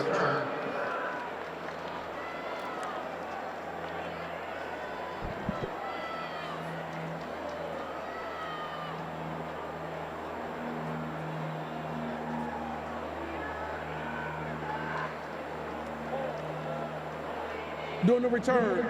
Illegal block in the back. Receiving team, number 18. 10-yard penalty. First down. Here's Jack Collinsworth. Yeah, I asked Brian Kelly what stood out from the first time. He said he felt like we scored every time we touched the ball. He singled out Tommy Rees and the way that he was running the football with multiple running backs, getting everybody involved behind that great offensive line, Paul. Jack, thank you very much, and that plays very well, thinking about one of your first comments about the success in the first half, pointing to the play calling of Tommy Rees. Yeah, I thought Tommy was aggressive, but then he settled into the run game and gave that offensive line a chance to really get a rhythm. Felt like they could have gone either way with the way the offensive line was playing. They picked a pass, they picked a run. It was all working for Notre Dame offensively and defensively in the first half. Johnny Ford, the tailback. South Florida right to the passing game. Jordan McLeod, completion out to his big wide receiver, Trey Dukes. Tried to get it to him in that first half, and it didn't work. Second half off to a much better start. Nice ball by Jordan McLeod. Nice rhythm. He saw off coverage, got it out there. And again, Trey Dukes, they feel like he has outstanding ability. Certainly has outstanding size. 6'4", 218, graduate student. He looks the part. First and 10 now. McLeod rolls out to his right. Drew White in pursuit, drills him as he got rid of it. Nice job getting it to his tight end. Mitchell Brinkman, the transfer from Northern Illinois. So McLeod starts out 2 for 2. Yeah. This is well played by both sides. Drew White mirroring. Oh, excuse me, Drew White's there mirroring the quarterback, but then coming off to his third read and coming backside with the ball. Very nice job by McLeod. Mitchell Brinkman, 45 career catches at Northern Illinois. Now to the ground game for the first time of this half. Nothing going right up the middle. John Crawford, the safety there, right behind middle linebacker Drew White. And once again, Drew, just the defensive line is keeping him clean. He's staying patient, finding the football. Gain of only 1.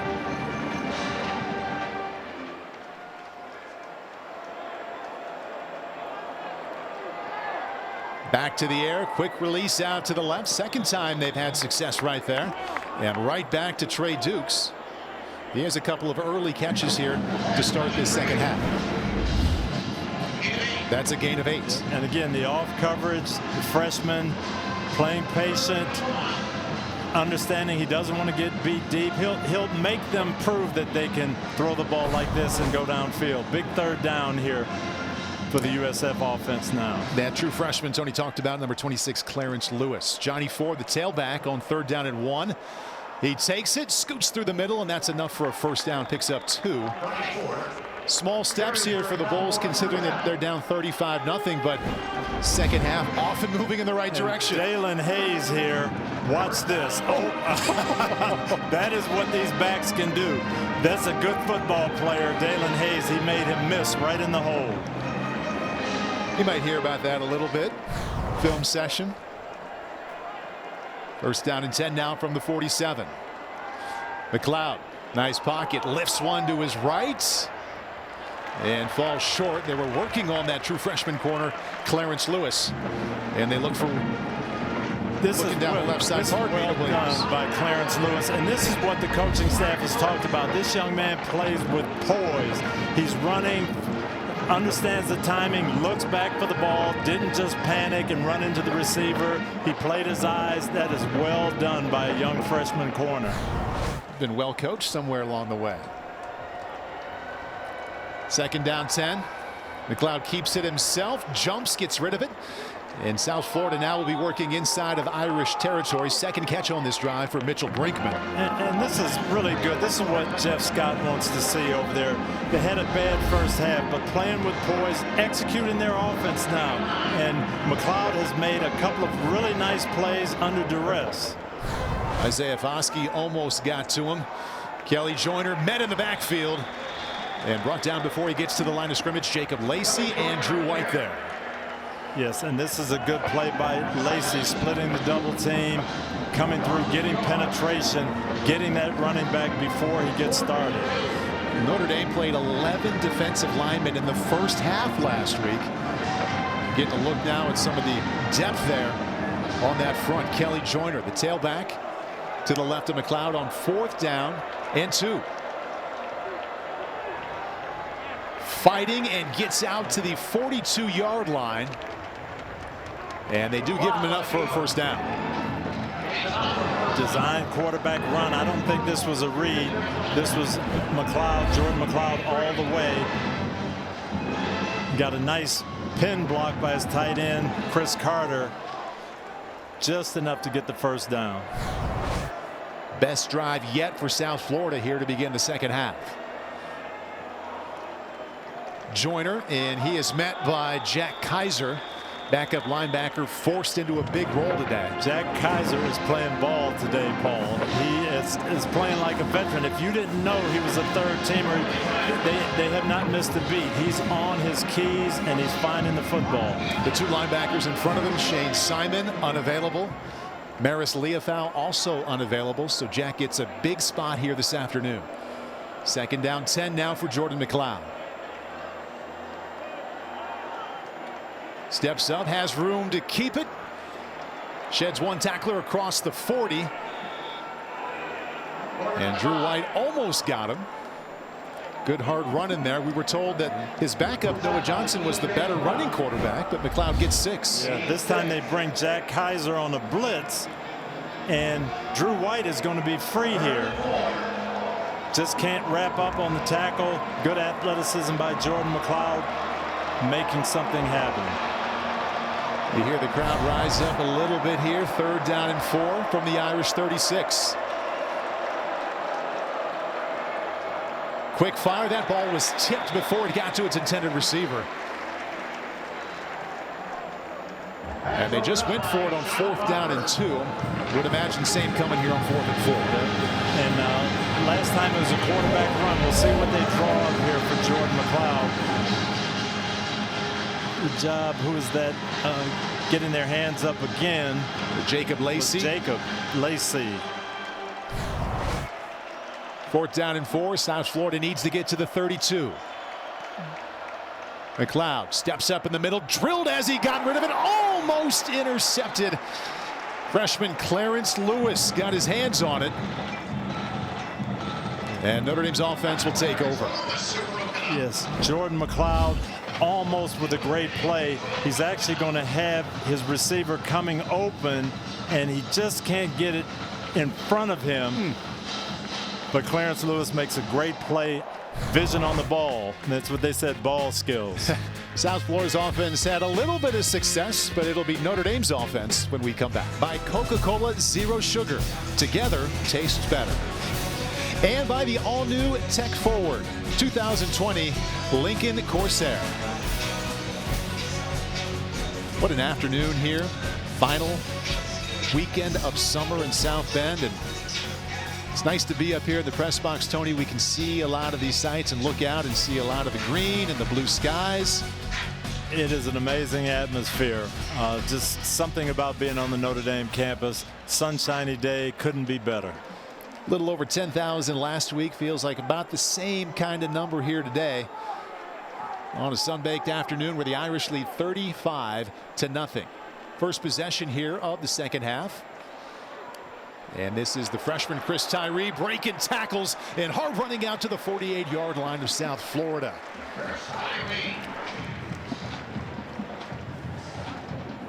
This was a jet sweep. USF had it played well, but Chris Tyree stepping out of that tackle, making something happen.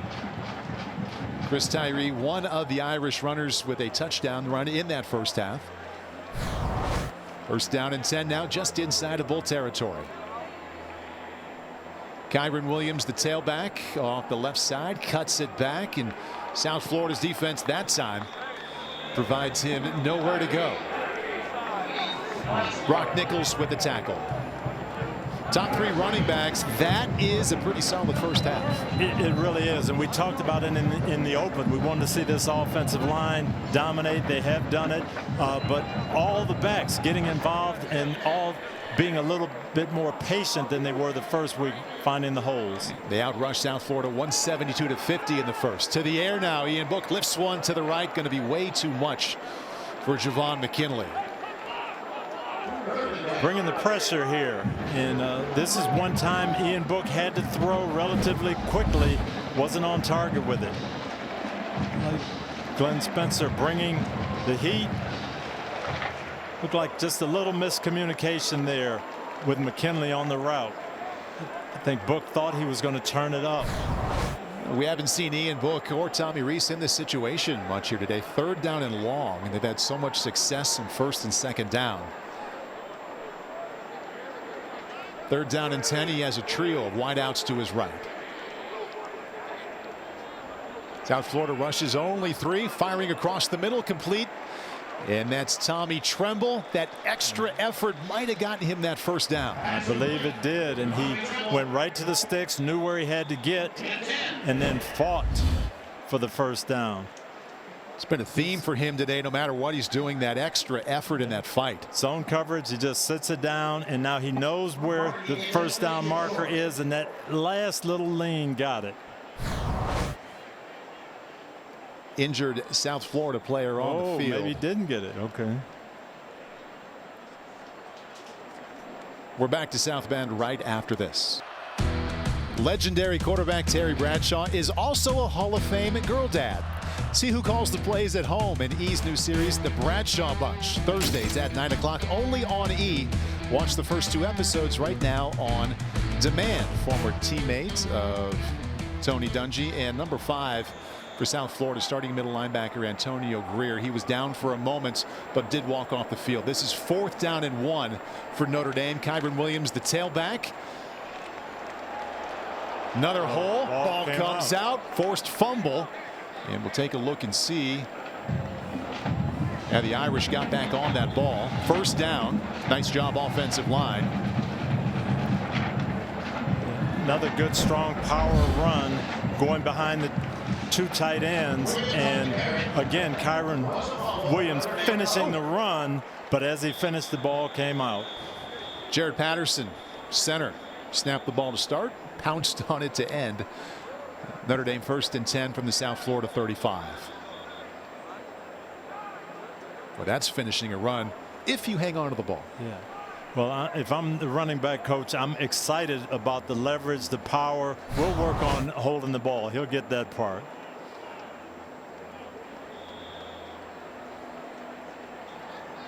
Kyron Williams, ACC running back of the week, 21 touches, 205 yards against Duke a week ago. And he's taking a rest right now momentarily. 1st and 10 Irish, South Florida 35. Book, play action. Steps up, lifts it to the left side. Open man once again. Did not come up with a catch. That's Tommy Tremble. Had his hands on it. Ruled incomplete. Just a little bit underthrown. Tommy Tremble on a wheel route. Sideline and go. He's going to go outside and up the field. He's got a step. And the ball is just a little underthrown. He has to come back for it. Good. Just looks like he's got it both feet in. Does he hold it all the way? He's got this ball in bounds if he didn't juggle it. The official called him out, but I think he has it in possession. Pass is under further review. I think he's got possession of it. Both feet actually in bounds. So this is Jason Vaughn, defensive end, who's on him. So Tommy Tremble grabs it. Now they both end up with their hands on it.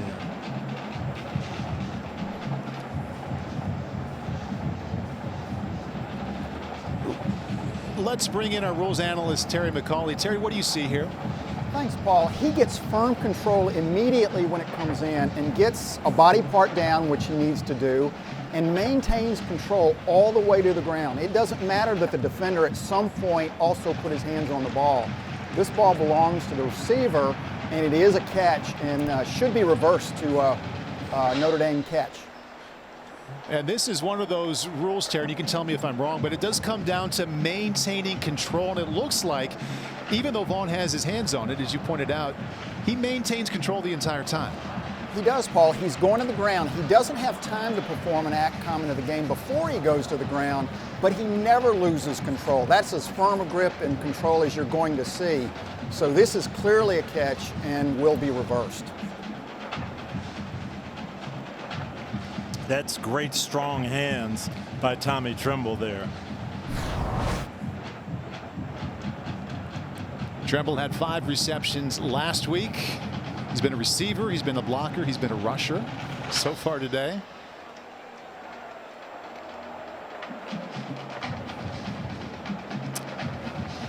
Coach Kelly wasn't kidding in the locker room. He is going to keep the hammer down. He is not pulling back. He wants to score every drive, and he wants to shut them out.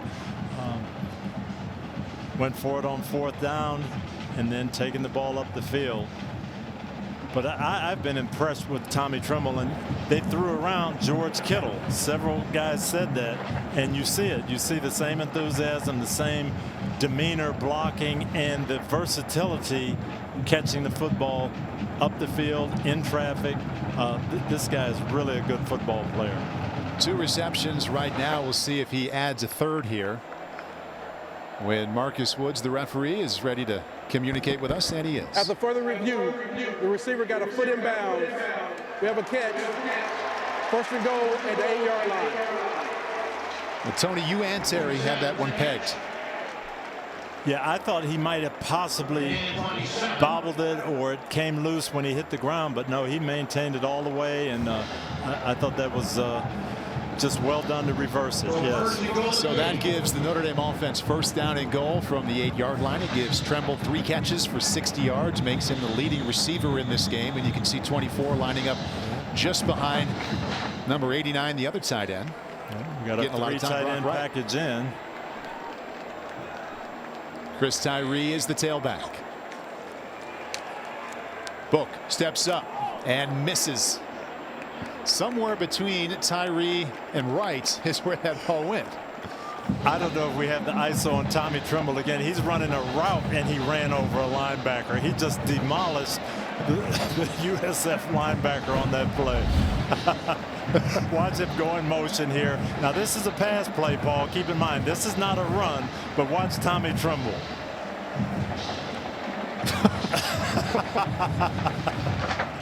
Is he fun to watch? Terry might say that might be offensive pass interference. Tremble in the backfield is the fullback. Tyree, the tailback, has it off the left side. Wrapped up at the 5-yard line. I remember in a meeting last year when then offensive coordinator Chip Long, who's now coaching in Tennessee, said Tommy Tremble was the most physical player they had on offense. And I remember writing that down and thinking, huh. Well, let's watch him here on the lead block. They motion him back into the backfield, where now he becomes like the fullback, and this is just a fullback ISO lead block.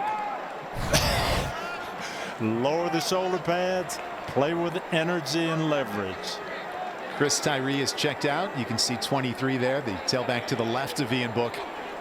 3rd and goal from the 5. Looks to the end zone, fires that way, and the ball is broken up before it can get to the hands of Joe Wilkins. And this is a nice read. He goes to the right guy just a little bit late and underthrown. This is just timing, but good decision. Just got to get it out in front of him. Wilkins had to slow down. The ball bounces right off the helmets. Marquis Lapointe. Yeah. That's a throw. Ian Book will want back if he gets that one up a little bit higher to the back pylon there. Proper read, everything good. Just got to deliver the ball on target. Jonathan Dora 0 for 1 on field goals so far today. This an attempt from 22 yards out.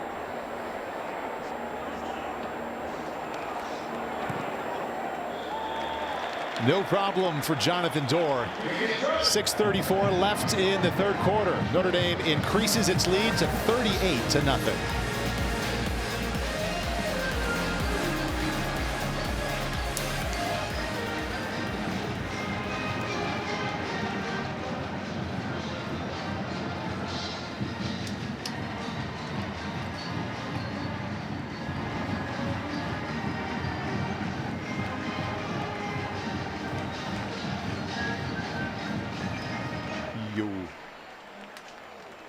Yep. Awesome. Thank you.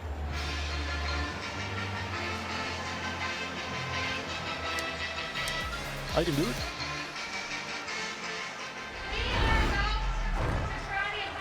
When does Notre Dame play Georgia Tech?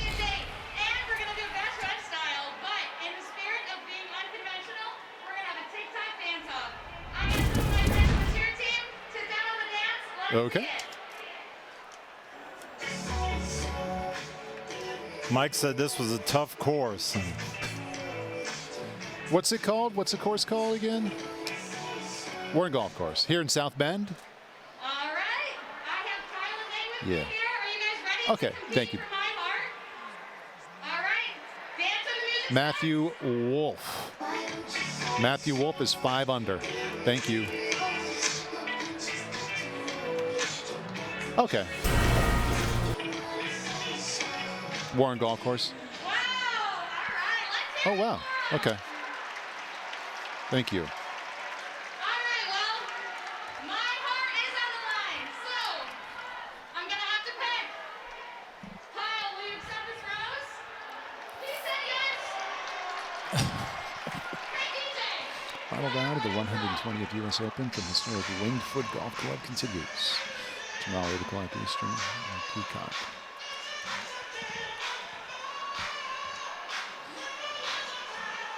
Leprechaun.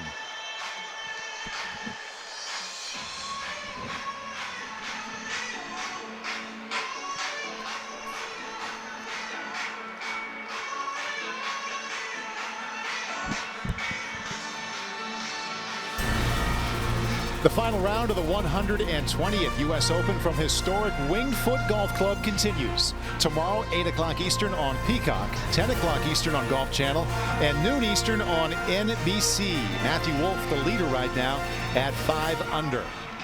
A Warren Golf Course right next to the stadium here. If you ever have a chance, Tony, fantastic. The senior U.S. Open was played there last year. Looks like you could find a tee time out there. Yeah, looks beautiful. Jonathan Dorr just made a field goal to make it 38-0 from 22 yards out. Kickoff to the 9. And this is Johnny Ford out to the 30-yard line. Clark Lee talked to us yesterday, said we need better attention to detail. We need 4 hours of focus. He doesn't look it right now, but I would imagine he's pretty happy. I think he is happy. And, you know, they have dominated the game, Notre Dame defensively, but this is a tough offense to play. We've seen what some of these running backs can do if they get a hole, and that's what Clark talked to us about. Let's be disciplined the whole way. We gave up some big plays last week just by not focusing, so he wants to see 20 more minutes of attention to detail. And I thought our entire conversation with him yesterday paid just giant compliments to the playmakers for South Florida, because he acknowledged up front they're going to struggle, but he was still worried about tackling these backs and receivers. McLeod still in the game, dodges some trouble out across the 35 and 40. This will be a first down. South Florida finally run out of bounds by Jack Lamb. And that's just what Coach Lee was talking about. If you make a mistake, they have the ability to make you pay. Jordan McLeod has a free rusher right in his face, steps up, makes a miss. Notre Dame's playing man coverage, so there's no one home after the miss. Patello there was that free rusher. And first down and 10 for the Bulls, 42-yard line of Notre Dame. Jordan McLeod started at quarterback for South Florida. We've seen a little bit of Noah Johnson, but it has been mostly McLeod. Joyner up across to the 42-yard line. Justin Adamiola with the tackle. Jack Lamb also there, so there's Noah Johnson. Limited time there in the first half. He went 1 out of 2 for 12 yards at 4 carries for 9. South Florida in the midst of a quarterback competition. Jeff Scott wants to pick out a starter between these two by the first week in October. McLeod in rhythm there. There's a strike. Across the 50-yard line, Trey Dukes inside of Irish territory. Same play we saw in the first half, and he missed an open receiver on the RPO slant. This time, they get the linebackers held. He delivers it. Dukes with the big body, making the catch. In rhythm just in front of freshman cornerback Clarence Lewis. 1st and 10 now from the 43.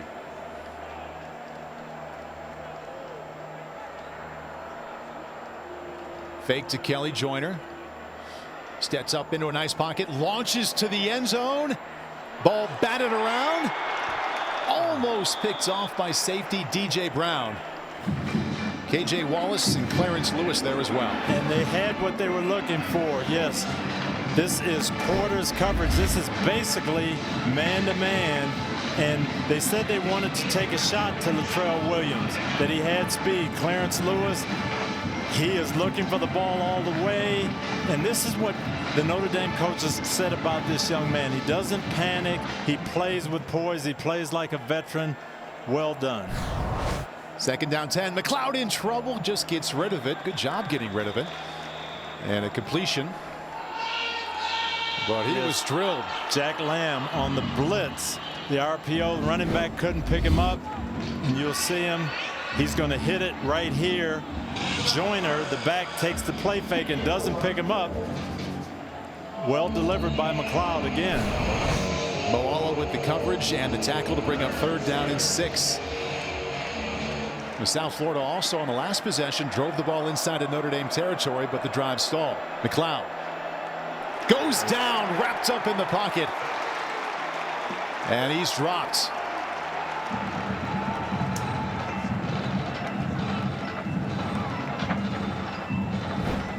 Alexander Ahrensberger, backup defensive lineman. You're going to see a little pass rush here.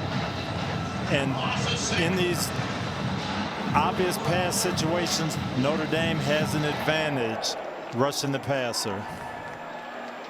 First sack of that young man's career. And he was excited about it. From Dusseldorf, Germany. 2nd time we've seen this today. A snap over the punter. It's blocked, rolling inside the 10. Scooped up on the 2-yard line. And a big man touchdown here for Notre Dame. Jordan Botello, defensive lineman. He almost got it earlier in the game on the snap over the head. He hit the punter. This time he ends up being the recipient. He's been in our highlights today, but nothing like this. The 2nd time. Punt snap over the head. And now the trouble really begins. And right now he can feel the touchdown. And he's trying to get it and roll in.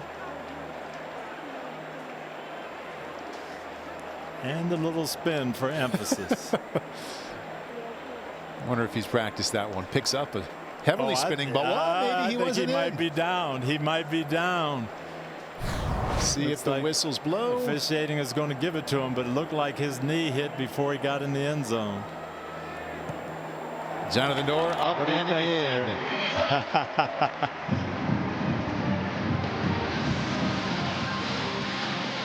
Special teams touchdown for the Irish makes it 45-0.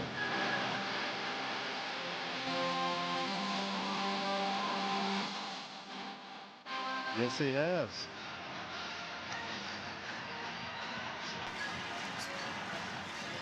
On the last punt, yeah.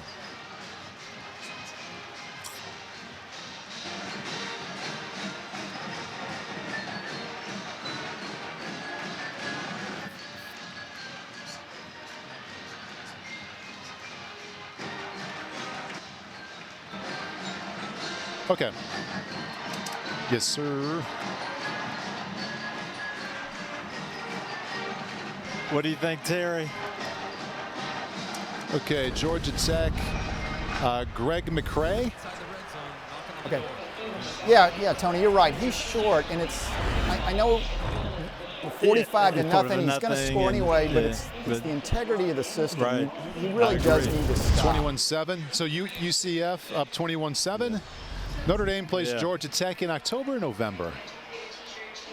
Student body and fans at Notre Dame, giving all the proceeds back to student clubs and organizations.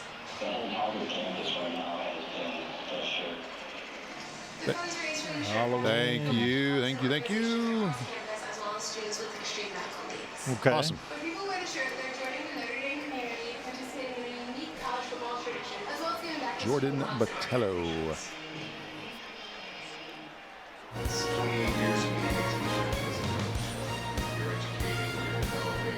Cool. Greg McCrae. Look at. Okay. Sure. Yeah. That is first and foremost great communication, passion for what you're doing on a day-to-day basis. Yes. And finally, Yeah. I think more than anything else, the ability to continue to find different. Getting a sack. That'd be nice. Yeah.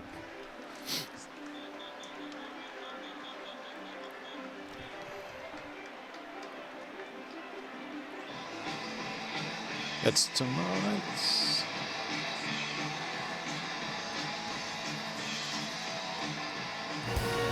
Fun one coming up tomorrow night. Cam Newton and the New England Patriots at Seattle to take on Russell Wilson and the Seahawks. Football Night in America kicks it off. 7 o'clock Eastern, only on NBC. That is tomorrow night. Here in Notre Dame Stadium, Irish leading South Florida 45-0. Jordan Botello, special teams today. The first time South Florida snapped a punt over, or snapped it over the punter's head. He was in the end zone to rush the punt, and then this time the punt over the head. He scoops it up eventually in the 1-yard line and scores his first touchdown. South Florida will begin on its own 20-yard line. Game break, Georgia Tech playing host to Central Florida. To the ground game they go. This is Greg McCrae, untouched until he gets inside the 10-yard line, easily into the end zone. And Central Florida up on Notre Dame's opponents on October 31st. That is Georgia Tech. That score 21-7 in the second quarter. We are 45-0. Irish on top of South Florida. Here's what Notre Dame, Brian Kelly, looking forward to here. They're moving their way to being 2-0. At Wake Forest next week, an off week, and then they're back here in South Bend. Primetime game on NBC against Florida State. And Noah Johnson back in, Paul. All right, the backup quarterback misfires. And during the week, Charlie Weiss Jr. told us he actually has the better arm, but not as refined a passer as Jordan McLeod. But he feels like Charlie said he gives them more of the dual threat, and he can call more of their designed quarterback runs with Johnson. And we've talked about Jeff Scott having these two quarterbacks in a quarterback competition, and more on that. Let's check out this play here.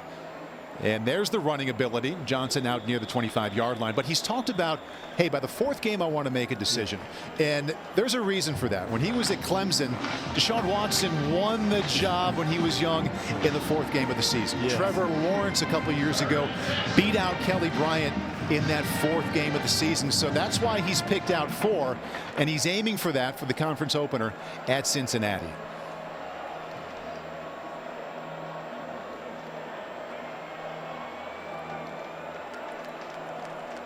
Third down and 6 now for Johnson. Looks to his left, stays there, lifts one down the sideline here, and that's too much for Trey Dukes.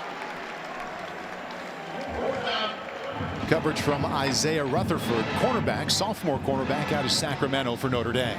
Yeah, and he's getting a chance to play today and did a good job on Dukes. He was off, thought there was going to be a quick pass, came into a bump and run position, forced the fade, and ran with him.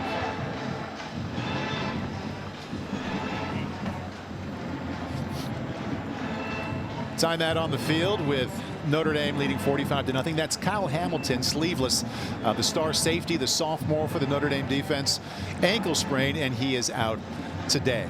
So, Tony, I don't know how often or how early you played when you were a quarterback in Minnesota, but on days like this, when the score is out of hand, a lot of young players, a lot of backup players have that helmet on and can't wait to get out there. Yeah, and this is the time you do. You want to go in and show what you can do. I remember playing early on my 18th birthday against Nebraska. They were number 3 in the country. It was 49-7. It wasn't pretty, but I did score a touchdown that day, and it's something you'll always remember. Quarterback sneak, did you have to make some people miss? No, it was an option. I ran around actually John Dutton, who ended up being a great player with the Baltimore Colts, and just a tremendous effort to get the ball in the end zone. Very good. I'm sure that was a good highlight. Love to see it there sometime. I might have embellished that a little bit. Cool production of this broadcast today. We'll get to that in a moment here. This is 4th down and 6, a little quick pooch punt. And the ball rolls out to the 41-yard line. That's where the Irish offense will begin. So right here inside the stadium, here at Notre Dame Stadium, Fighting Irish Media Studios. Tony, I don't know if you've been down there, but it is a wonderful high-class production. And NBC is working with Fighting Irish Media here today in what is just a terrific gesture how strong that relationship is. NBC and FIM putting this one on. There's a look inside. There's Rob Hyland, our producer, and waving now. Pierre Musa, our director, long time leaders here of this broadcast. I know they're happy to be working with Fighting Irish Media here this afternoon.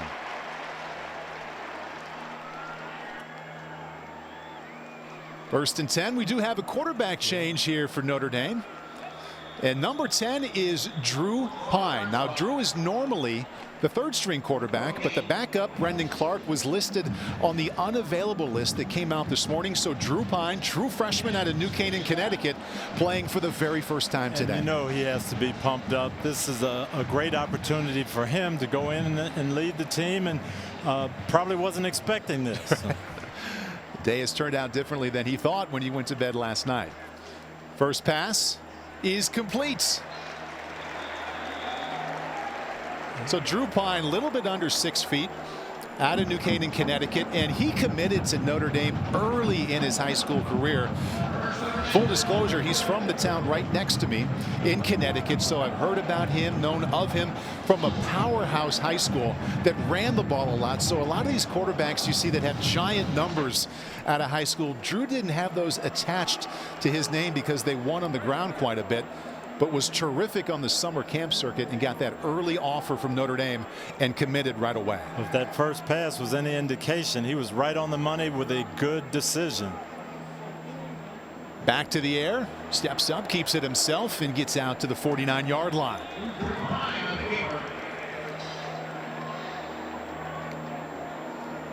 Saw Ian Book on the sideline. Efficient outing for Ian as he watches and I'm sure cheers on Drew Pine. 12 out of 19, 143. No touchdowns, no interceptions, but he did have a couple of touchdown runs. I always like seeing the veteran quarterbacks out there actively coaching and just invested in the development of the young players. Absolutely. That speaks to the type of player Ian Book is. And he and Sean Crawford both talked about it yesterday, about being the leaders, the veteran guys, and being back and being so excited to be here with this team. Punt is away, and by the way, Ian Book and Sean Crawford, 5th and 6th year players, roommates. Yes, yeah, and they talk about how special it is to be here and playing. They want to play for a national championship. Sean said, we have a love-hate relationship at practice, so when we get home, we don't like to talk about football. I'm trying to pick him off. He's trying to work the ball by me, so we hang out and talk about different things. And they're definitely the veterans of the group. The other defensive players were kidding us that when Sean Crawford was a freshman here, this freshman class was in the 7th grade. So that's right. He is definitely the big brother. It's fun talking to Sean yesterday about not only his relationship with Ian there, but as a graduate student, his business course load did not sound easy at all. Big hit in the backfield, but wrong guy with the ball. Botello again scores a touchdown. He's all fired up. Big hit. And that'll be the final play of the 3rd quarter. Well, Botello scored a touchdown on special teams earlier. He's pumped up and comes up with the big hit to end the 3rd quarter. Where is 17? Well, there's the big hit out there. We head to the fourth with the Irish on top by 45.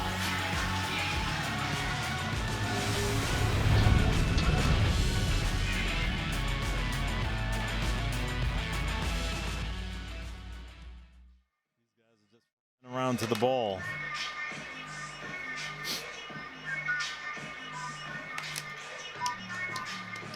Okay. Okay. Clarence Lewis Coming up, forcing the run, making the tackle, off coverage on a very, very fast receiver with a sure tackle, and then the deep ball and just the poise sorts things out. And you can see he thinks like a receiver. He's going to be an interceptor. Yeah. Yeah, I like the open field tackle, 3-play package. Good. Tony, you want to take it out of break? You want me to tee you up? You can tee me up. Okay. 1, 2, poise, patience, ball skills, and then here, sorting things out.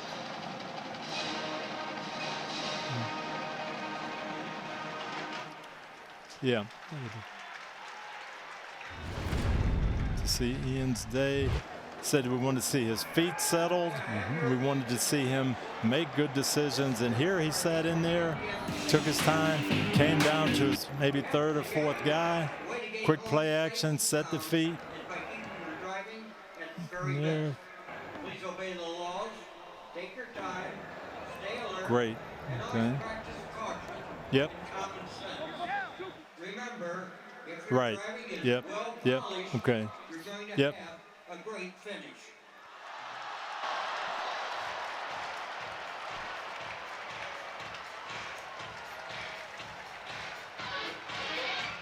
Okay. And then tee up. Cool. Yep.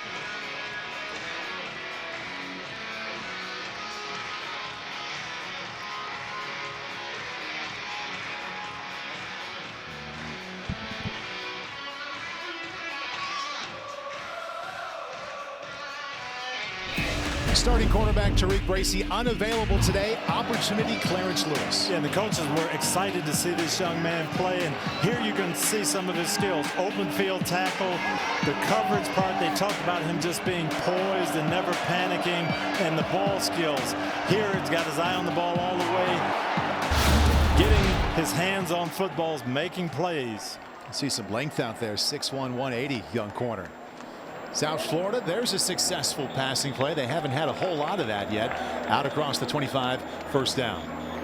So there's Clarence Lewis, 6'1", 180, true freshman out of Edison, New Jersey. And both Brian Kelly, head coach, and defensive coordinator Clark Lee talked about the maturity that jumped out not only in training camp, but the first time they started recruiting him. Yeah, and they said when he got here, he looked like a corner. He didn't have to learn the position. He played it instinctively.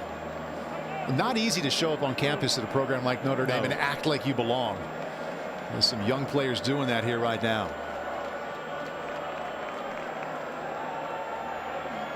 Off the back foot. This is Latrell Williams. Did he stay in bounds? Yes, he did. Nice catch for the former Tennessee Volunteer. Yes, he's a transfer. They didn't play him too much last week, but they said he was a guy that could make some shot plays for them. And this is a great catch over the shoulder, dragging that foot to keep it in bounds. Well-placed football, too. That was Cam Hart's backup cornerback for Notre Dame. And that one is just grounded. Big Isaiah Foskey giving chase to Noah Johnson. Isaiah just continues to show up. He's an instinctive guy. He's an athlete. They talked about him playing fast and being aggressive and just being able to run things down. Very good athlete with a lot of size and skill. Quite a compliment to the defensive end position here at Notre Dame when you can lose 2 to the NFL draft and the top backup and come back and be this strong at that position. Under pressure as Johnson gets it away. Nice work. Great job to avoid the sack. Houston Griffith with the pursuit there. to run Terrence Horn out of bounds. And Coach Clark Lee bringing the blitz inside, disrupting this play action pass game. And that's Jack Kaiser. All these young guys, when they're getting their opportunities, they are making things happen. And Jack Kaiser's played very well. He's automatically a story because he was third string earlier this week. And Simon and Leofau unavailable, so all of a sudden he's the starter. Of course, we were going to point that out right away, but on his own, he's been in these highlights and showing up for the entire game. You would notice him. Yes, you would.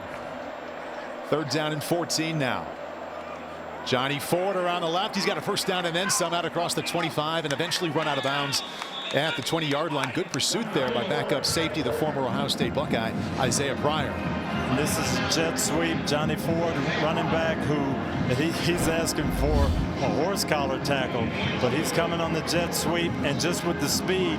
And this is what the Notre Dame coaches said. If we don't have our focus, if we're not on our details every play, these skill position guys have enough speed to make plays. Yeah, no matter who the starting quarterback is that first week in October, this offense probably lead on Kelly Joyner and also that man we just saw there, Johnny Ford.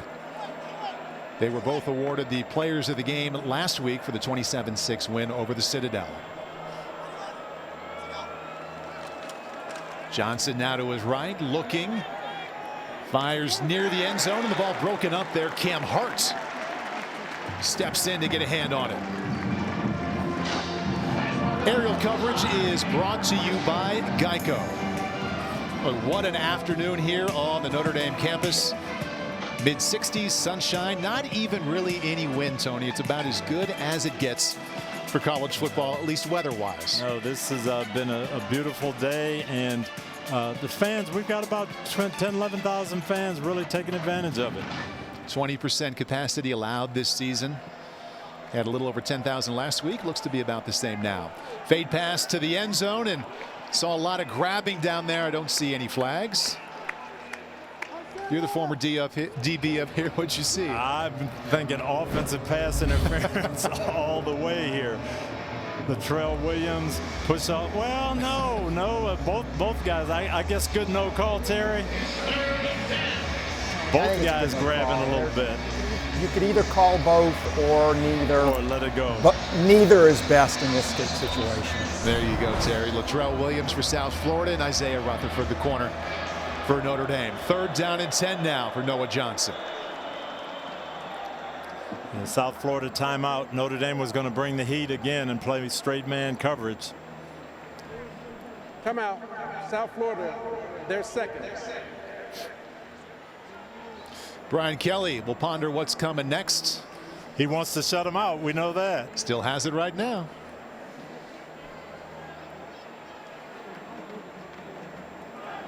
Irish fans, it's time for next summer games. We pulled the players and asked them Yes. to these 2 songs they want the band to play next. 7 days.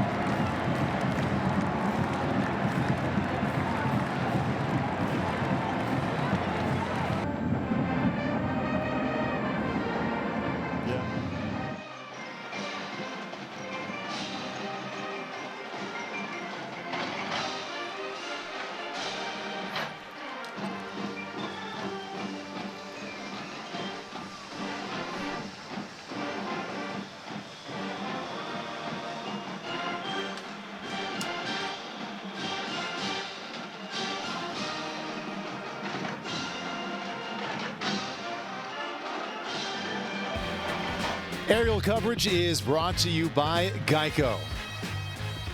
inside Notre Dame Stadium today. The Irish awfully close to achieving their 20th consecutive victory. They've been in control from the start. Early in the fourth quarter, they lead South Florida 45-0. Paul Burmeister and Tony Dungy in the booth. On the field, we have Jack Collinsworth.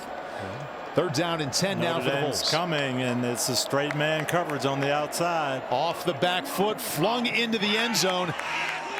And the blitz doesn't have to come up with the sack to make the play happen. Yeah, and they did not change. Before the timeout, they were coming, and Coach Lee stayed with it. He's bringing pressure right up inside, making Noah Johnson throw it quick off his back foot, trying to give his receiver a chance.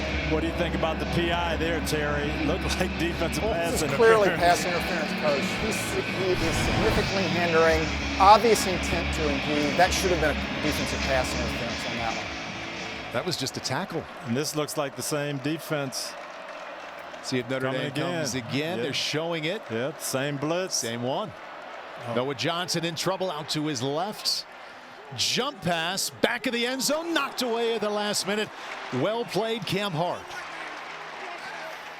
So that was Brian Kelly being aggressive. He said he wanted to shut out. He brought the all-out blitz 2 times in a row. Kept him out of the end zone. Clark Lee saying you're trying to score. We're going to do our best to keep you from it. This is DJ Brown. He's getting a lot of time today with Kyle Hamilton out with that ankle injury. And that was really an athletic throw and giving his receiver a chance, but well played. Well played. Shame, though, they didn't get the pass interference called. Should have had the ball first down. True freshman out of New Canaan, Connecticut. Drew Pine remains the quarterback. This is his second series. Sebo Flemister out across the 20-yard line. I've been impressed with the way Sebo's run the ball today. He didn't get to play last week, and he is not sulking. He is coming back and saying, okay, I'm going to show you that I need to get the ball a little bit more. And that's what you need to do. A couple of flags down there on the play. It's true freshman receiver Jordan Johnson out of St. Louis talking to, or I guess I should say listening to, Brian Kelly. After the play, personal foul, offense number 15. Half the distance to the goal. Second down. So 15 is the one we're looking at. Goes down to a knee. And a little extra at the end. Yes. No, you can't do that. You've got to keep your poise. He actually had a good block, stayed with his man, took him down, but you can't have it after the whistle. You know, he didn't play last week, and Brian Kelly said it wasn't a physical thing. We're just working on him with all of his traits. And not a good moment for him there. Sebo Flemister, touchdown in the first half, and hard running here in the fourth quarter. Out across the 20. Interesting scenario in the running back room right now, because you have some upperclassmen running backs like Sebo Flemister, Jameer Smith, who's not playing today, Jafar Armstrong, watching these talented young backs get the carries that you would like to have. No question about it. That's tough, but what you have to do is, when your number's called, deliver, and that's what Sebo's doing today, and he's sending a message to the coaches, hey, I need to get the ball a little bit. And there we saw those two on the sideline, Tyree and Williams, 18 carries today for 127 yards. Drew Pine to his right, and he just missed. And good job by USF on defense there, sitting down at the first down sticks, taking away that easy throw. Drew Pine will jog off, and what an afternoon for him, getting his first couple of series. And Brian Kelly sharing with him what he did or maybe didn't do.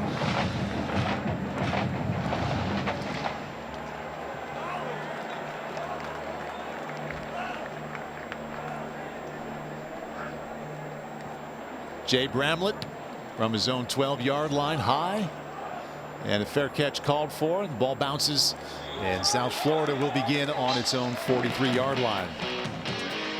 10:45 left in the game. Notre Dame in control.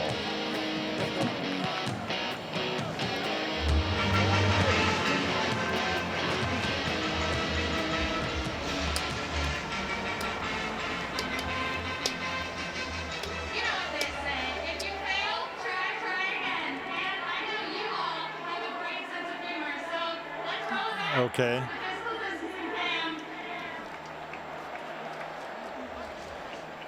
Kyron, this is the zone play, and this is what they wanted to see, a little more patience, staying with it. And then Chris Tyree just following Tommy Trimble. And then Sebo Flemister has come in and really run hard and strong and slashed through some things. Getting a lot of backs active, and love the enthusiasm. Yep.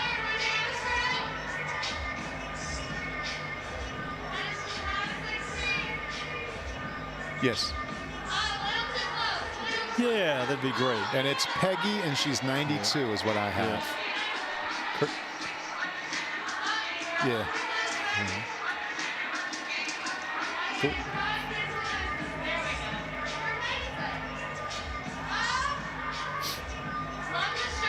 Okay. Athletic director. What's his title?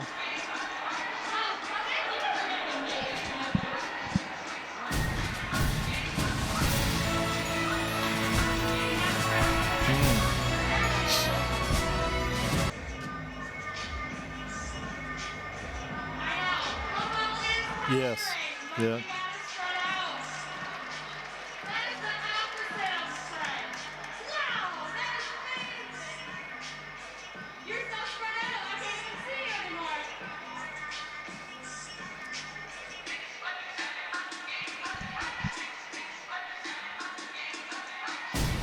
The Fighting Irish are back in 3 weeks right here at home to take on Florida State on October 10th in prime time only on NBC. A little bit of news to go along with that game today. First-year Florida State coach Mike Norvell announced today that he has tested positive for COVID-19 and is quarantining. Deputy head coach Chris Thomason will serve as an interim coach while Norvell is away. Rich history between the Seminoles and the Fighting Irish, going back to the early and mid-90s. And Brad Scott was the offensive coordinator for Florida State when the Seminoles came up here in '93, and it was 1-2. And we talked to his son, the head coach now, Jeff Scott, said he really wanted to be here that day, but he was pressed to the TV. Disappointed because it was a long trip and he didn't get to travel, and he was almost in tears when that last pass fell incomplete and Notre Dame won. But then it ended up working out for Florida State because the Irish lost shortly thereafter, and that ball was overthrown. Penalty marker comes in, and Florida State went on to win it all. That was Charlie Ward, and a young man who played for me, Warwick Dunn, was a freshman that year, and Derek Brooks was on that team as well. So yeah, those I have some memories of that team as well. Defense number 15. Ball is placed at the spot of the foul. Automatic first down. And Jeff Scott, when we talked to him this week, talked a lot about his experience at Florida State, not just with his father being there, but about how Bobby Bowden allowed the kids on the sidelines. He's like, I ran out of the tunnel with the Seminoles. Other coaches' kids did the same, and that's the kind of family atmosphere they also had at Clemson, and he wants to bring here to South Florida. And he is doing that. I was at practice, and obviously it's different now with the COVID restrictions, but that's what he's getting to, and he wants to bring that climate there, and they're going to be very, very good, I believe. I think Jeff Scott is the right man for this job. New quarterback for South Florida is Catravis Marsh, freshman. Fires that one away, and you saw him in practice, and we talked Tuesday right after you were there, and one of the first things you shared was, hey, this number 12 can throw it. I watched, he was actually running the scout team, running Notre Dame's plays, and I said, wow, who is that? And Coach Scott told me, hey, he's going to remind you of Dante Culpepper. He's a big, strong guy, very accurate. He threw the ball well. I'm anxious to see what he does today. Hands off this time. Irish defense in the backfield, and what an afternoon for Jack Kaiser. I've been super impressed with Jack. He is playing loose. He's not playing like I'm worried about making a mistake. He's flying to the football, and he has been super productive. 4th down and 5. Catravis Marsh, who was at one point a Utah commit, went to high school near Miami, lost one to the right side, and nowhere near an intended receiver. Miscommunication there. He saw different coverage than his receiver. He thought it was going to be a fade. 9:15 left in the game and up by 45. The Irish offense back on the field after this.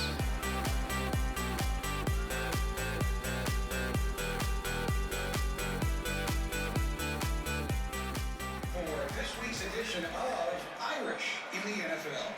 The 2020 NFL season opened on Thursday, September 10th, with the Texans taking on the Chiefs in Kansas City. Will Fuller caught 8 passes for 112 yards. Okay, great. Jerry Tillery made 2 tackles, including a sack, and added a Peggy, 92. in the Chargers 16-13 road win over the Bengals. Stephon Tuitt had a big sack in the Steelers 26-16 Monday night road win over the Giants. But the highlight of the game, already a candidate for catch of the year. Yeah, Chase Claypool was very good Monday night. Okay. The 28-yard reception helped set up the Steelers' first score in the Monday night win. Claypool finished with 2 catches for 39 yards. Yes. And that will do it for this week's edition of Irish in the Peggy. NFL.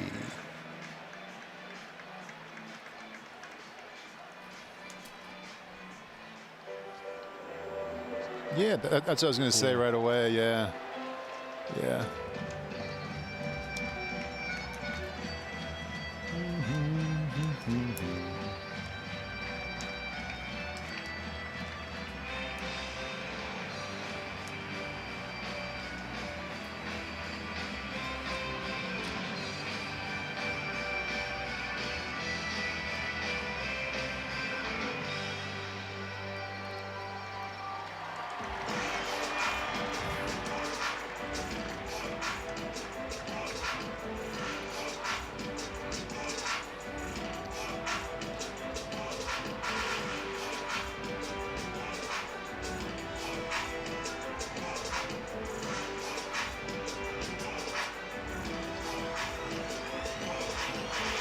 That's Tommy Rees on the right. He is the first-year offensive coordinator for Notre Dame. His offense has had a wonderful day. Notre Dame leads 45-0. In our conversation with him yesterday, we thought we were done. He said, hey, guys, can I tell you one more thing?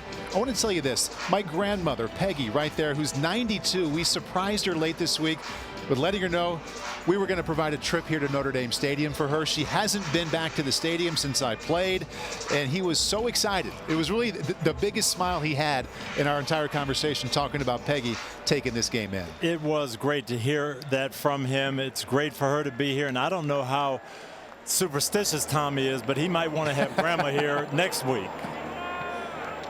Good point. She would probably be happy to come back and enjoy a day like this. Sibo Flemister, the tailback, 1 touchdown already today, and Drew Pine, number 10 there right next to him. True freshman quarterback, and the score, of course, 45-0 would suggest that the backups are in, but he's in a little bit earlier than he thought he would be. Normal backup quarterback Brendan Clark unavailable today. So as soon as Ian Book went out, and Ian played very well, Drew Pine came in. Book 12 out of 19, 143. No interceptions, and also 2 rushing touchdowns today. And this is really, really good experience and good time for Drew Pine to just get a feel of what it's like to be out there. Quick cut out to the outside, then back up the middle, and close to a first down. And it's probably the same for all the positions, but especially as a quarterback, you just wonder, what's it going to be like to get under center? What's it going to be like to call a play in the stadium? And after it comes, and it's normally in a situation like this, life just feels different after you've actually been out there. It is. It is a big, big difference from doing it in practice to doing it in the stadium and doing it with these guys. And Drew probably hasn't had a lot of work with some of these guys because he's been the 3rd quarterback. So this will be really good for him. 3rd down and 1. Hands off up the middle and stuffed to Sibo Flemister. Great extra effort, little spin and some fight. I'm telling you, the first down. I'm impressed with all of these Notre Dame backs, the drive, the after contact yardage that they're getting. This should not be a first down. He is hit right in the hole, spins, keeps the legs going, dives, and makes it. That was a very, very good effort.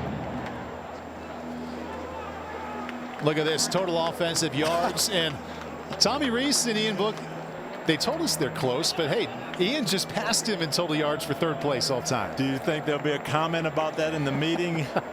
Probably a laugh. Yeah. Tommy doesn't seem like the kind of guy who would be too upset about it. Pine hands off once again.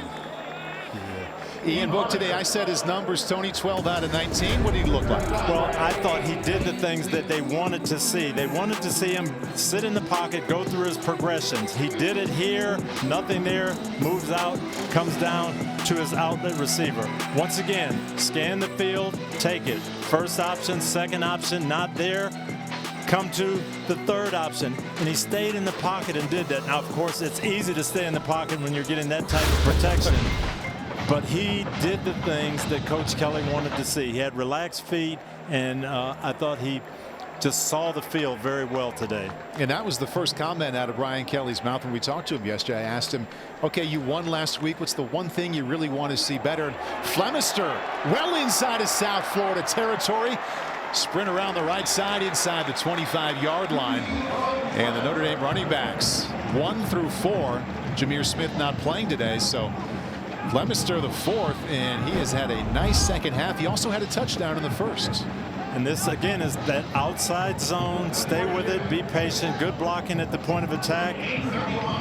Well done. Once an offense really gets into its groove, how many running backs can you play? New quarterback in now for Notre Dame, and that's J.D. Carney, a senior out of San Diego. Well, it's fun to watch a true freshman play, but I love seeing the upperclassmen who don't get to play much get in.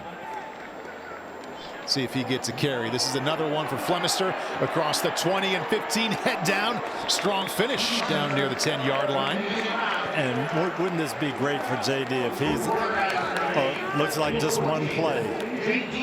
So they got him a snap. That's good for him. So Drew Pine comes right back in. And in at tailback now, Jafar Armstrong. We talked about Flemister and his battle. There's JD. Get the headset and the hat right back on. But Paul, you were talking about the running backs, and it's almost like Coach Scott said about his quarterback competition. This is running back competition. Hey, we're not going to be able to play 4, 5, 6 guys as we get along further. So who really deserves the carries? Armstrong going hard across the 10, hit low, and makes it to the 5-yard line. Once an offense really gets going in the conference games, how many backs can you have in that rotation? In college game is a little different. You can have 3 for sure. 4 I would think would be a little difficult, but you can roll 3 guys through there. Notre Dame has done that today very effectively. Number 23. Kyron Williams, ACC running back of the week, watching Jafar Armstrong. Interesting path it's been for him. 2 years ago at this time, he was the back, Tony, coming out of the backfield, catching the ball and running. He's missed 7 games the last couple of seasons for injuries and has kind of fallen behind these young backs. He is the tailback right now to the right of Drew Pine. Jafar dancing up the middle. Hard running down to the 2-yard line. And again, strong running, yards after contact, falling forward. All these backs are exhibiting that. And like Kyron Williams has a lot of wide receiver in his background, so if he can find his way into that mix there at running back, he also brings quite a bit in catching the ball out of the backfield. Well, and you hate to bring it up, but this COVID environment that we're in, this is important. Finding enough guys. Hey, you don't know who you're going to have next week or who you may not have. So yeah, keep them going and get everybody grooved and ready. To your point, they thought they'd have number 34 Jameer Smith playing today as well, and he is listed as unavailable. A timeout on the field. 3:02 left. Cut off Marcus Woods. He said timeout on the field. We'll take a break and come right back. Aerial coverage is brought to you by Geico. Pretty good day to have that sight here inside Notre Dame Stadium and really all across campus. Final weekend of summer, and it has been pretty. other side of the stadium, that is Tony Simeone. And hey, that's my job. I know. Calling the radio. Are you familiar with the name Wally Pip? I am. I know how that works. I hope that's not the case, but it's been fun to have you here with us today, Paul. Tony, it's been great. It's been a lot of fun, and I'm sure Tony Simeone has done a wonderful job. It's a great team up there. He's surrounded by talent. Hopefully he's enjoyed it as well. I'll be back there next week, Notre Dame at Wake Forest. Not only been fun in the booth, Tony, but talking to you all week about the stories and the connections. Just been a very enjoyable week. No, it really has, and it couldn't have been better for me than doing this South Florida game because I know so many of these high school kids from my area in Tampa. That kid right there was in high school just a couple months ago. Drew Pine, the quarterback, hands off, touchdown. Into the end zone goes Jafar Armstrong. And that's got to be a thrill for Drew to get a ball in there, take him in for a score. Came up with a bad snap before he handed it off to Jafar. Yep. And good vision and patience, bouncing it outside again by Armstrong. Excellent athleticism to get the snap. Good jump cut outside. Well done. And how often do you get to say this about any team? They played 4 running backs today, and all 4 have rushing touchdowns. Running back room will be happy. Extra point is up and in.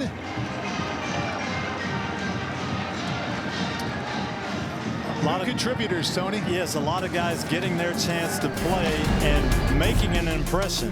And to start with, Jack Kaiser, weak side linebacker, getting his first start, and he was all over the field. And then on special teams, Jordan Botello, big hit there to cause a bad punt, and then the recipient of a blocked punt and scoring a touchdown.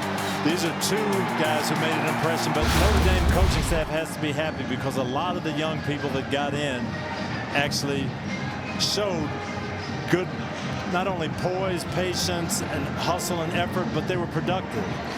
Jordan Botello right there, big time on special teams today, talking to one of the backup defensive ends, Isaiah Foskey. We've had him in a couple of highlights as well. And I can picture number 24, Jack Kaiser, being made an example of on Monday, being like, hey guys, a week ago he was 3rd string. Didn't know he was going to start today, and he was there time and time again. It's exactly what the coaches are looking for. Thursday practicing hard, Friday practicing hard, probably not feeling like he was going to play too much. Right. And then all of a sudden, you're in the game, and your practice habits pay off.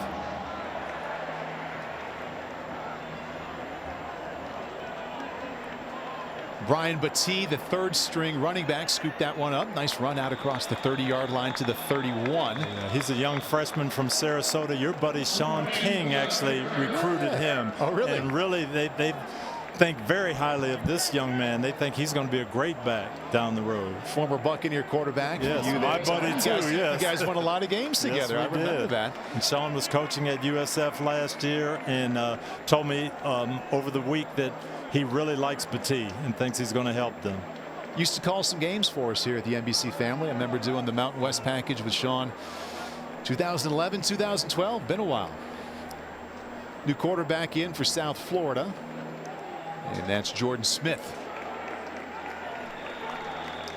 Yeah, and I know Jeff Scott's disappointed with this score, and it's no fun to be on the losing end of 52-0. But there'll be some things that they can take from this, and they can move forward. I remember with the Colts, my first year with the Colts, we had a big playoff game. You're excited about playing under the lights. We lost 41-0.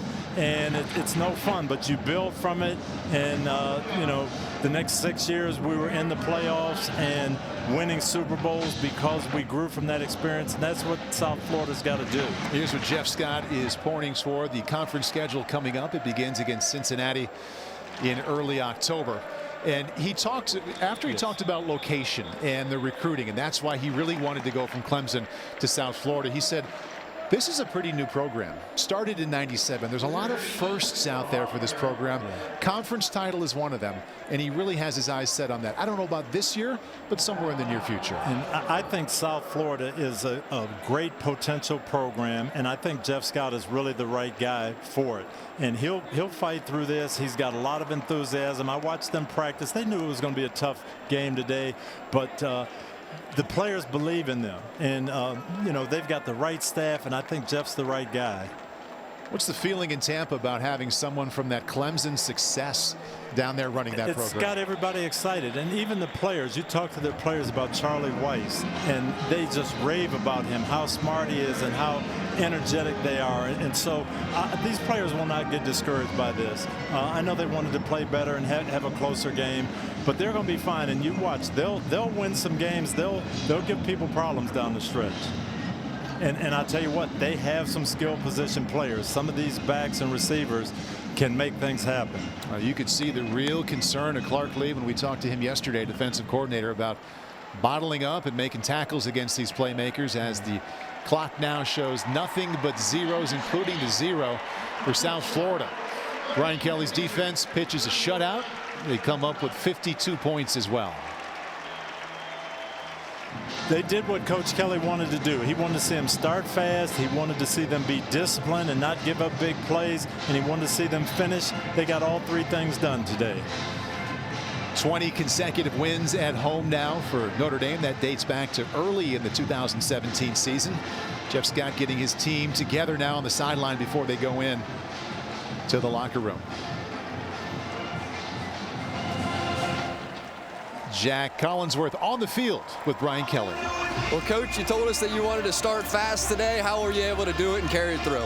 Well, you know, I think we talked all week about, you know, the standard that we had set for, you know, our football team. And it's really just, you know, a mindset for our offense. You know, we had, you know, a young running back that started for us last week that was learning, and an offensive line that we wanted to set the tone. And as you saw, we ran the ball effectively today. So it was a point of emphasis, and we got off to that fast start and obviously set the tone for the day. And there were key players unavailable too defensively. Who stepped up in a shutout? Well, I think anytime you start a guy, Jack Kaiser, who, you know, obviously was 4th on the depth chart when we got out of camp, you know, obviously he played well for us. I just love watching these young players play. Alex Ahrensberger, you know, he was on our scout team playing nose, and now he's out playing the 5 technique, making plays all over the field.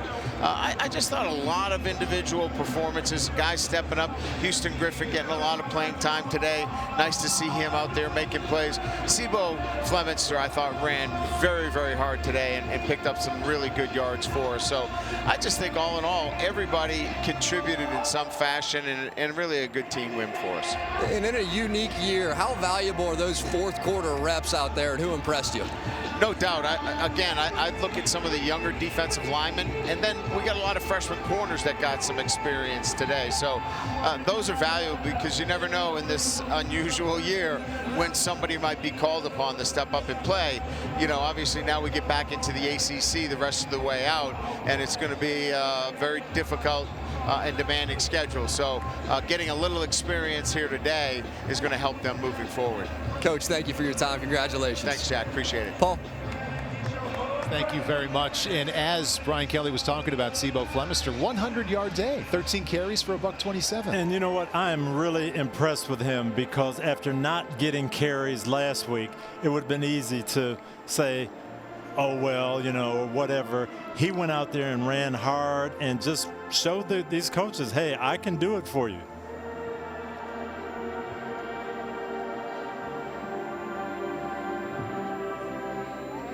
Take a listen here to the alma mater.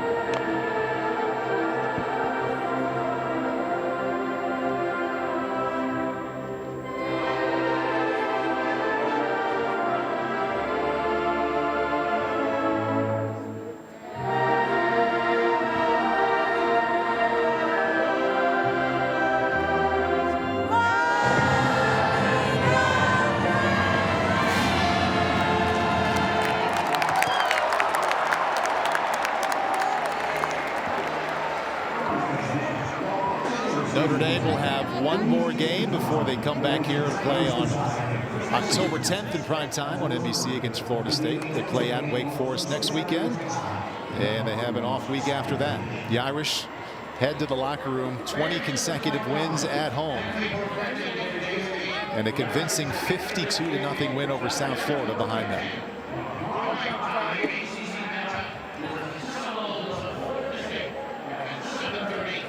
Ian Book is now ready with Jack Collinsworth. Ian, I saw you walk over about midway through the first and just give some love to your offensive line. What did you think of their work out there today? They did an unbelievable job. When you can run the ball like that behind an O-line like that, it just opens everything else up. And, you know, my hat's off to them. They do a great job of, you know, run blocking and pass blocking. So they showed that tonight. And this guy, Tommy Trimble, seems to be the force behind every big run. What do you respect most about his game? He's an unbelievable competitor. And you see that when, you know, he's out, you know, in a route or maybe blocking too. So he's the best run blocker I've ever seen. So he just has he's got something to him. He's got a little nasty to him, and you see that. And you know, as our running backs and quarterback, there's nothing better when that guy's in front of you blocking for you. It was a slow start, week one. How did you fix that on the field today? That's what we focused on all week. You know, starting strong and starting fast, and we did that tonight. And you know, we had an opportunity for guys to step up. We always talk about the next man in mentality, and we showed that tonight with guys playing some of their first snaps. And there were some good players unavailable defensively. Who stepped up? Who did you see in the shutout? I was watching Kaiser all over the field. You know, I'm excited to go watch the film, and it seemed like he had a ton of tackles, so I'm really happy for him. He stepped up. Ian, we really appreciate the time. Congratulations. Thank you very much. Thanks. Paul.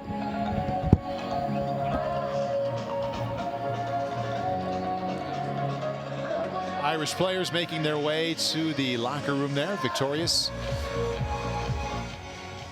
Let's go right back down to the field. You saw Tommy Trimble waiting, and he's now ready with Jack. Well, Tommy, you seem to be the driving force behind all these big runs. Why do you love blocking so much? Hey, man, you know, every day I just try to go my hardest in everything I do, either running, pass blocking, everything, run blocking, and I just love contact.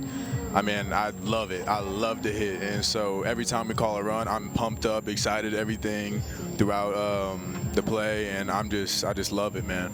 How does your background as a defensive player, I heard you played a little defensive end, factor in there? You know, defensive end, I just every time just rush, hit the quarterback as hard as I can, and you know, after I got to Notre Dame, I was more of an offensive player, and I just kept doing the same thing, but switched it to defense. And Tommy Rees compared you to George Kittle. What do you think of the comparison? I'm really flattered. I'm really flattered. I really appreciate Coach thinking that highly of me. How about lining up next to this offensive line? What's the greatest part of that? Man, those are some beasts. I mean, lining up against guys like that every day that go as hard every day, it's just awesome being next to them. Tommy, we really appreciate the time. Yeah, me too. I appreciate it. Back to you, Paul. All kinds of highlights to show for Tommy Trimble, catching, blocking, and even running the ball a little bit here this afternoon. Yeah, Jack talked about the George Kittle comparison, and that's because he can do a lot of different things. Running the routes, getting open, deep, soft hands, and then being a point of attack blocker. And this is what you love to see, that finish, Paul. And then let's put him back in the backfield and let him be a lead blocker. Wipe out a cornerback. And that you see that what Ian Book was talking about, that attitude when he blocks. All right, Coach, I'm going to put you in the Notre Dame locker room right now. You've got a game ball to give. You can give it to an individual or a position group. Who's your pick? Wow, I think I'm going to go with the offensive line because I think they set the tone. And no, I changed my mind. I'm going to give it to the running backs. There you go. Coach Kelly talked about that they weren't patient enough on the outside zone. They weren't seeing things. And all the backs got in there, and they did the job. Here's the outside zone. I see the hole, dip, hit, finish. Now we've got Chris Tyree. Okay, again, outside. This one, I stretch it, use my speed. And Sebo Flemister, same action, inside dip, hit it outside and slash. They all ran hard, they ran patient, but what I love is they finished their runs. And then Jafar Armstrong now. Let's get him in the mix and run over someone at the goal line. So those backs, I'm not sure how many yards they had total, but it was by committee. Well done today. Tony, did you know I was looking for that right now? 45 carries for 281 for the 4 running backs that played, and all 4 had rushing touchdowns. I'm not going to argue with your pick of the game ball to any one of the running backs or the running back group. How about defensively, though? Jack Kaiser, and we heard Coach Brian Kelly talk about him. He said he was 4th string when they broke camp. Couple of players unavailable. He's the man today. To me, he has to get the game ball on defense to really just wake up on Saturday morning and get the call, you're going to start, and they utilized him well. Here he's spying the quarterback, good open field tackle on a good athlete. They blitzed him. He created havoc and pressure, and every time he had to make a play, he was there. Now lining up on the weak side, mirroring the quarterback, and staying square up in the hole. Just did a tremendous job. And if you didn't know the story, you would just say, this is our #1 weak side linebacker. And here he is. Yeah, you ought to celebrate that way, from 4th string to making play after play on defense. And the man with him there, big number 98, Alexander Ahrensberger from Germany. Smiling for a reason, too. He had a sack as well. Yeah, Coach Kelly said he was an inside player. They had to move him outside, and he gets his first sack, and he celebrated that one. All right, Notre Dame wins by 2 touchdowns last week against Duke. They up it today, knocking off South Florida 52-0, as the score would indicate. They were in control from start to finish. On a beautiful afternoon here in South Bend, the Irish moved to 2-0. We'll put our final thoughts on it right after this.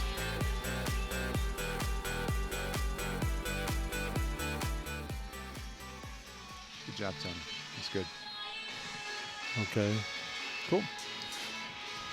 I'd like to talk just a little bit about that last South Florida huddle, too. I'm sure Jeff Scott, said, hey, you know what? Remember this, 52-0. We'll remember this. We'll get a chance. Yeah. Yeah. Yep. Yeah. Yep. Do I have a card? Like an actual card? Am I reading the screen again, Rob? Probably the screen. Okay. Are you counting me to that? You got it. Okay. Yeah. Closing copy. There we go.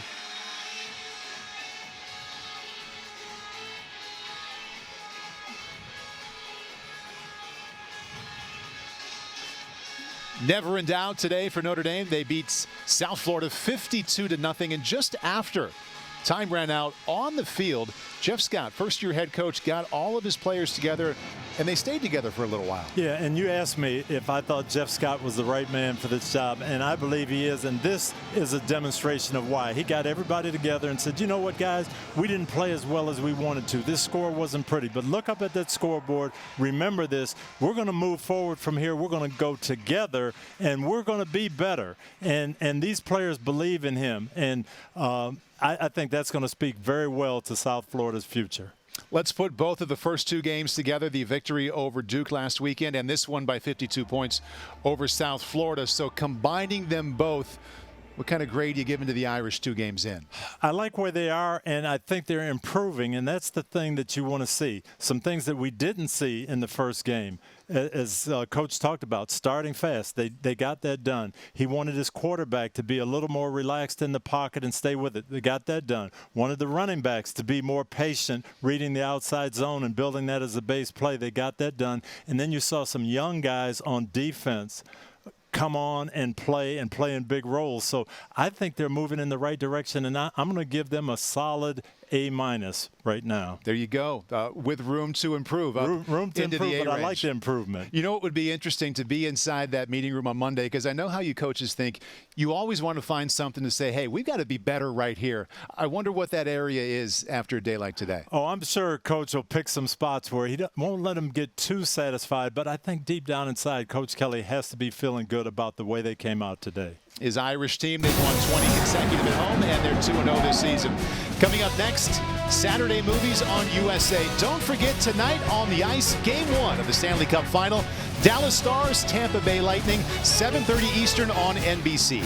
That's it for us in South Bend. We'll be back in 3 weeks when the Irish return home to play host to Florida State in prime time on NBC. Notre Dame wins today 52-0. For Tony Dungy and Jack Collinsworth, Terry McCauley, and our entire crew, I'm Paul Burmeister. Thanks for joining us for Notre Dame football.